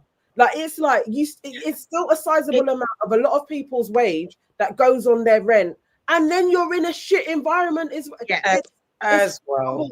When you see blocks, especially living in Stratford, where they built on the Olympic Park, and you could see the places that were going to be social housing by the sizes of the windows. The windows are smaller. This is a black neighboring, same builders. You're working on it. Social housing, we're going to give you smaller windows, more brick, and then the housing stock that is going to go on private market, we're giving you big windows. It's like, why are you doing this to people? It's not free. I still got to pay you rent. Exactly. But you're making my living experience less than my neighbor. Right. Absolutely. And also, like you said, Nana, it is not even that cheap. Let's just say that. My rent that I pay is like someone's mortgage. And also, it's even a compensation. Look, the lack of compensation you got when we're going through it, like listening to what you're saying, like let's see. And the UK is not as litigious as the America is. I don't know if in America you'd even get more money. We don't get those type of compensations over here. So you can't even sue the council because I don't know for what it is, we don't get that. So like the fact that we should be able to sue the council, we should get months, years off our rent, because how dare you command the same? You've got people complaining about paying hotel prices after a hurricane. This building was caused me sickness, caused me damage, caused me issue. Yeah, I must still pay you. That's toxic. And they got the cheek. So when it's Christmas, be sending you messages saying it might be Christmas, but don't forget to pay your rent. Yes. Why? Or you got the campaign, the MPs only serve once a year. One time, I remember arguing with them one time, and I was like, "So should I not pay my rent until you fix this shit? Is that what I should do? Should I not pay my service charges because I'm clearly not getting any service from you? So okay, I'll pay my rent, but I'm going to remove my service charge. Oh, Miss Charles, you can't do that. You know, you have to make sure that you stay. It's not for anybody's benefit. What the fuck? You're not giving me any service. You're crazy. What am I paying for? Let's get some comments and bypass the crazy ones. Coco Pop Sweet says, I've got bronchitis from living with mold. It's so serious. Ruby Who says, Farrah, I feel the pain, the hurt, the PTSD. She says she's living out, she goes on to say I was living in a hotel out of boxes for 3 years. Oh my God. This is temporary. Man, our housing situation is something else.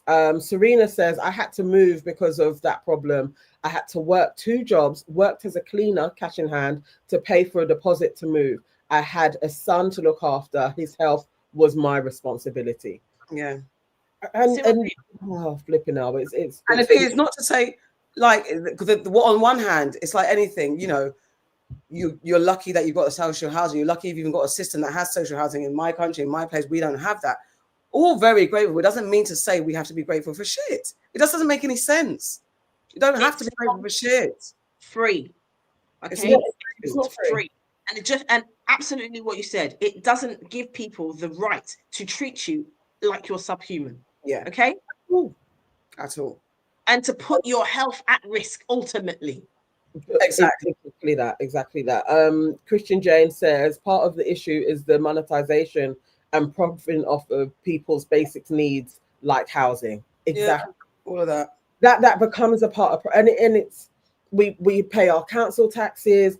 It's like you have our income taxes. You're taxing us all the time. And if circumstances are that I am in social housing, I expect the government to look after people that are in social housing. I expect that because we're all paying for this. Mm-hmm. It shouldn't be like, that's your circumstances. I hate when normal folks start to have those sentiments. Yeah, it actually really hurts my heart that just because you're in a slightly better position, that you would be like, come on, pull your bootstraps. Like, that's long. It's disgusting. It's a disgusting attitude to have. We should all be looking out for our fellow neighbor and want everybody to live reasonably. It's not asking too much that we just live in a world where everybody has a decent standard of life. Exactly. The fact that in that report, the council's response or her housing's response was that we're aware of her situation. Crazy. That's your fucking response. We're aware of her situation. And I used to say to people, I bet your house is all right, isn't it? I bet you go home and you're okay. Meanwhile, I've got my child here. This woman's got her child in that place. She can't even, she's living out of 2 rooms. Yeah. Because they're the last rooms that have got any kind of like, lack of mold in them. So I just move her out. This is crazy. Move her out. And if you don't want to give her a new house because there isn't stock, move her, decamp her then and fix her yard. Because you can do that. Exactly. All right. But last comment, Christian James says, when there are incentives to make money, they're incentivized to cut corners. But these are people's lives. Exactly. Yeah. That is a problem, hugely. Exactly. Okay, let's move on to some nonsense because we must take a break from all this sadness. This is my interest in science and robots. The humanoid robot, I don't know if you guys have seen it. It's the one that's claiming to be the first to do household chores. An American company says it's created the first humanoid robot designed to perform everyday domestic chores. The Neo robot, developed by 1X Home Robots, can fold laundry, organize shelves, and tidy up rooms using AI that learns user preferences and routines. Obviously, I'm scared I'm never going to get one. So Marquise Brownlee, he's a great tech reviewer guy. He's got a problem with this humanoid robot because it reveals something that's not quite right about it. So he's going to take us through it. Self-charging, and it lives in your house. It's finally here. Get your mind out of the gutter. It's for doing chores.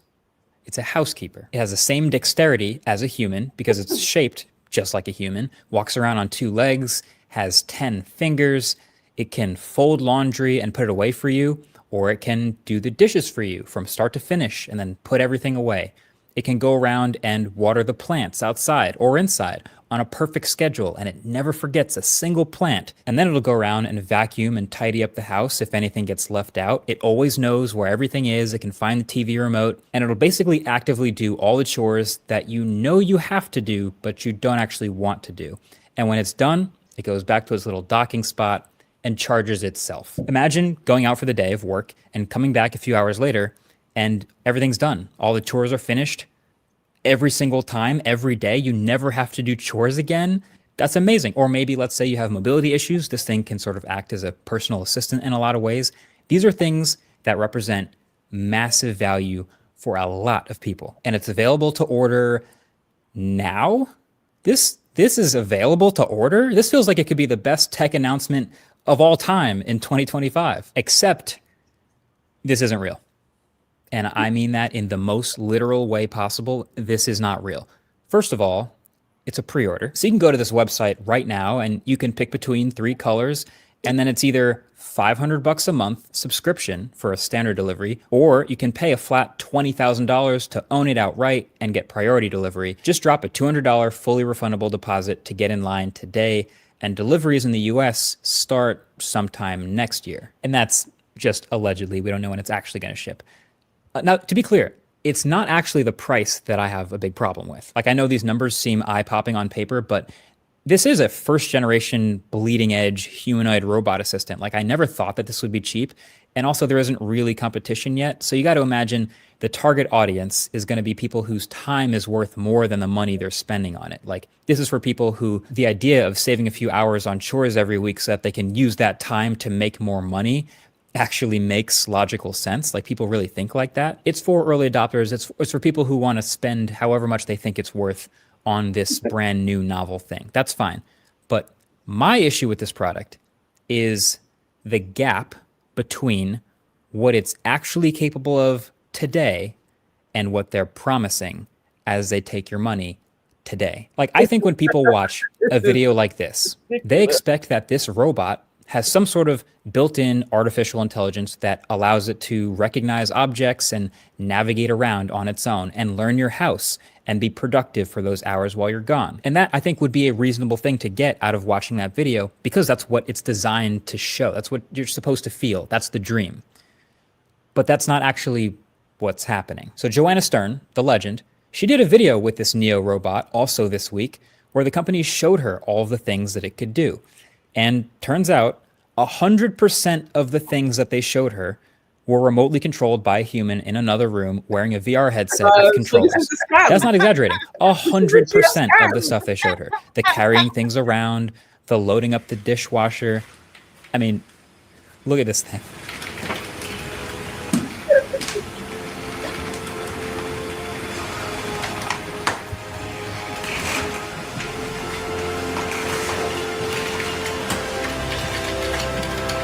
Yeah, all of this is teleoperated. And this was a demo set up by this 1X company. So this is like best case scenario stuff. And I see a lot of people defending this robot online like, oh, no, there's probably other things that it can do autonomously. They just didn't show her yet. Really? You don't think they would show her the best stuff that this could do autonomously to keep selling the dream? If you watch that keynote video back, to their credit, you'll notice that they actually are very careful to label exactly when the robot is doing something autonomously and not teleoperated. And in that whole nearly 10-minute video, there's exactly 2 scenes that have this label. There's the get the door command. Get the door, please. Where the robot walks over to the door because someone's coming up. It grabs the handle, waits for the guest, and then sort of pulls the door open and fumbles backwards a little bit, kind of like a toddler to let them inside. And then there's the put away the dishes command, where the robot toddles over to the person, recognizes the harmless Why does he not look like glass that, the man empty of the cup house? in its hand, grabs it, and then walks away with it. Why does he look like a bum? Cool. No, seriously, that's actually pretty impressive. Even if I could already today unlock the door. Okay, I'll drop the rest of this in the chat. You can watch it. What a scam. Yeah. Wow. We're out here just scamming folks. Wowzers. Good, anyway. Why do you need that fucking shit? It's like... It's scary. Yeah, and also drum and bass is what they don't tell you is secretly sending private information about to governments and the company that lobbies them. All of that. Makes no sense. Why not pay for a maid, a real person? I think it's so crazy. Come on, that was a ridiculous one. That is nuts. That's wild. Basically, you're just gonna have a hunk of metal in your yard. Yeah, that's it. It's just gonna turn into like a statue. Come on now. Wow. Christian James said it's fun and charming in a way, but pretty dystopian. It's not fun and charming for me. Robot, I told you, it's my survival manual. There's no, I don't know where. If I've got one in my house, it's because there's a way that they forced me. Because there's no reason. It's like there's no choice, but you have to have one in your, like, maybe if I move and it's like it comes with there's nothing you can do. Every house in the place already. Yeah, like you can't. Part of it. Yeah, like there's something. That's such a scam. It's the man in the other room actually. Yeah. What a scam! Crazy. What is it telling you that you have to actually have the thing on to be telling the robot to do the thing? Or you have to hire a human to do that. Yeah. So the human do the cleaning yourself. Then open the freaking. It's that fast tracking into everything being easy. Oh my god! But it's not. It's to come down for an hour once a week. It's true. Only the sex bots will be successful. Caesar Blue 5, take me before the robot. I mean, I'm not going to be taken. Thank you. And that's also saying, well, I'm just about better than a robot. I don't know what you're saying here, sir. That is crazy. My god, what the hell? If you just check WhatsApp, okay, I've dropped in a link. Yeah. Okay, cool. Oh my word. No, that's a proper scam. That's wild.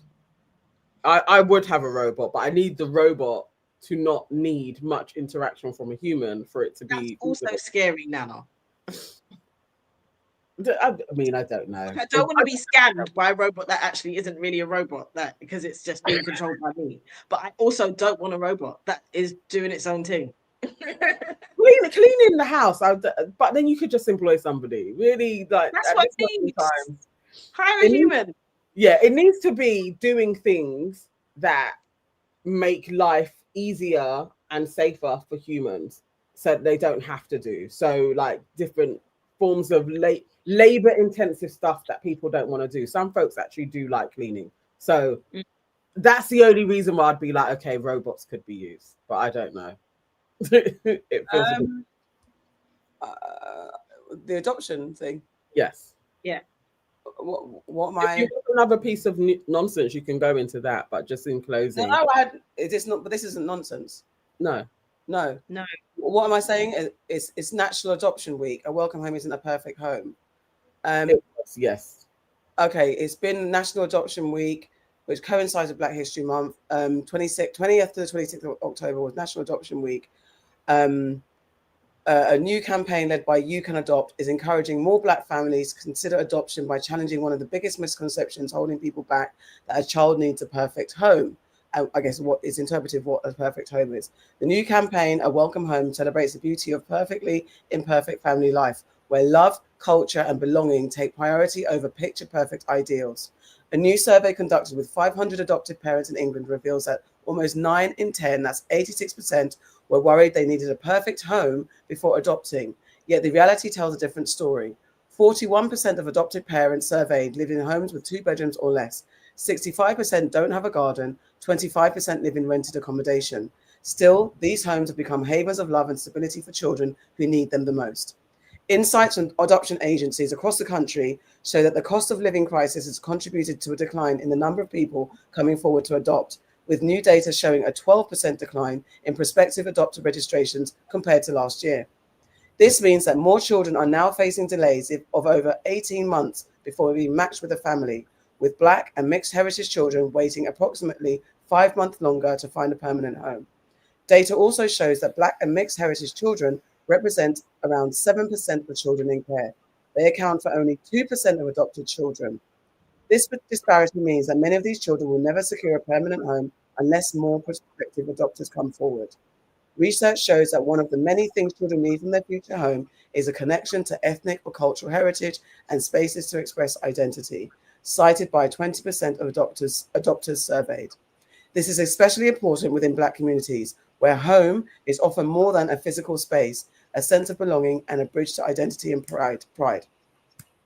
And just to quote Jennifer, an adopted mother of 2 boys, said, "When we adopted our first son, we were worried that he didn't have the perfect home, but we soon realized that what he needed most wasn't perfection, it was love, empathy, structure, and to see himself reflected in his house."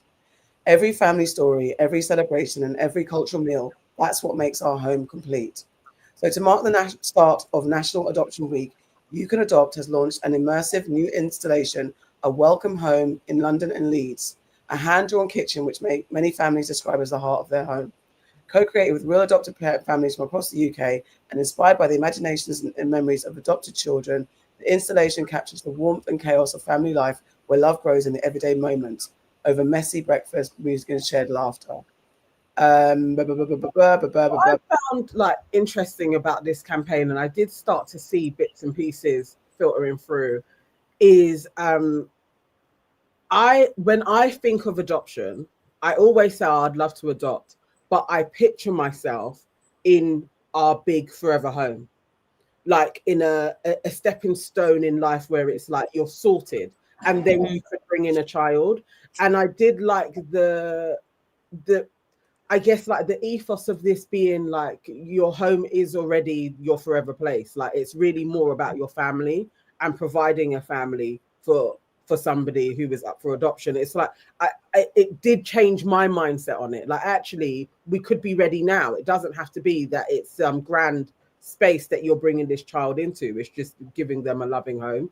I think it needs to be put out a little bit more so that more Black people, however their circumstances are, feel ready to be like, I could actually open my home up to somebody that needs it. And also that you don't have to be a conventional 2.4 family, because I've also thought about adopting for a very long time, and it is something that I am going to do. I just, trying to find the resources as well. You don't kind of know how to start. So I appreciate this website and these people and what they're doing to drive that home, because like you, Nana, I have always thought, okay, well, when I'm more stable here, or maybe when I get a partner, or maybe, there's always a reason why you feel like you can't go through with it or you can't pursue it a bit more. So I think this is very interesting.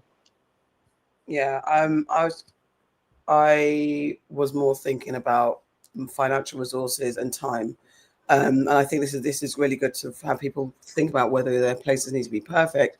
And I was thinking they were going to mention about being a 2.4 family, not having to be, because I know I like a few foster people, women that foster, and they don't have a husband in the place. But they foster children as well. So it's like, that's where I was thinking that I wouldn't necessarily have to have a partner, but it was about having space and financial resources. So yeah, I think everyone should look into whether that, and also your mental capacity. If you're unhealed, leave that alone, because you do need to have the capacity and the wherewithal to look after a child that needs it. And I think people also envision that, I'll find the website, SimSim. I think people also envision that the children that come are all going to be super emotionally damaged and need a lot of attention. Sometimes it's all they need is just a spot to come home to, people that love them, and that's it. They don't have like trauma, mental health, and all that stuff. Yes, maybe they've been left for whatever reason, but the fact of the matter is, all they need to make it through the rest of their life is a family that loves them. So you don't have to worry about being. I mean, you do have to be mentally stable, but you don't have to necessarily think, oh, okay, I don't have I'm not a psychiatrist or a therapist. I don't have all those type of things. Yeah. Love. If you've got love to give, that's what the main thing. That is the main, and a good family setting in all the iterations of family settings. I think it's really good to open it up. I mean, even that it's 18 months and that for Black and mixed race children, it's like 5 months longer than that. Yeah, so 2 years waiting on the list as well. We could do our parts, like all normal folks, to even just look into it. I think there needs to be more awareness around that these are options for us as well. You know, we can't, again, we are the village. So sometimes you got to think about, do I have the capacity? Could I? This could be something I explore. I think the minute you're looking at having a child or more children, that's a conversation that you should think about. And the option of adoption is there. I think that's very fair. Okay, guys. Let's say thank you to everybody that contributed to today's show. Have you got the list up, Nans? Yes. And you still got time, people. You still got time to send in your contributions as the plate is going round one last time. We have Sora. She came in hot with €5 for us. Thank you. We have Authentic Freedom came along with $4.99. And another one. And then Authentic Freedom came back again with another $4.99. Strin came in, and she always does, with $19.99. We love you. Thank you so much. And then Kevin came in with £5 for us. Thank you.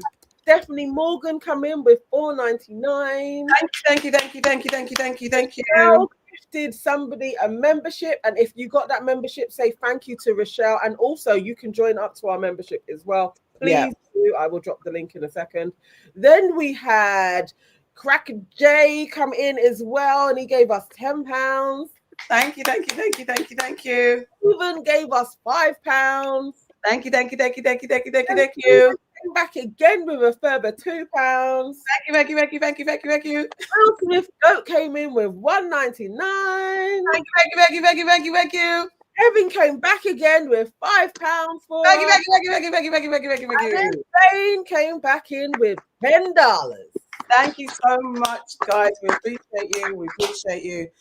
It keeps the lights on. Oh, look, Stephanie Morgan. Thank you, my darling, coming in. Thank you.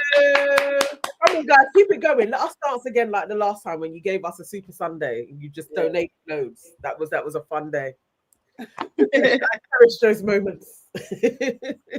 All righty, I've got to go and do my hair. I've got to take my hair out and do that stuff. So lovely.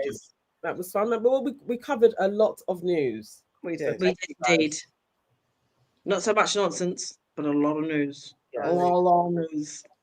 All right, Thank guys. you for participating. Have a wonderful Sunday. Happy Sunday, folks. Bye.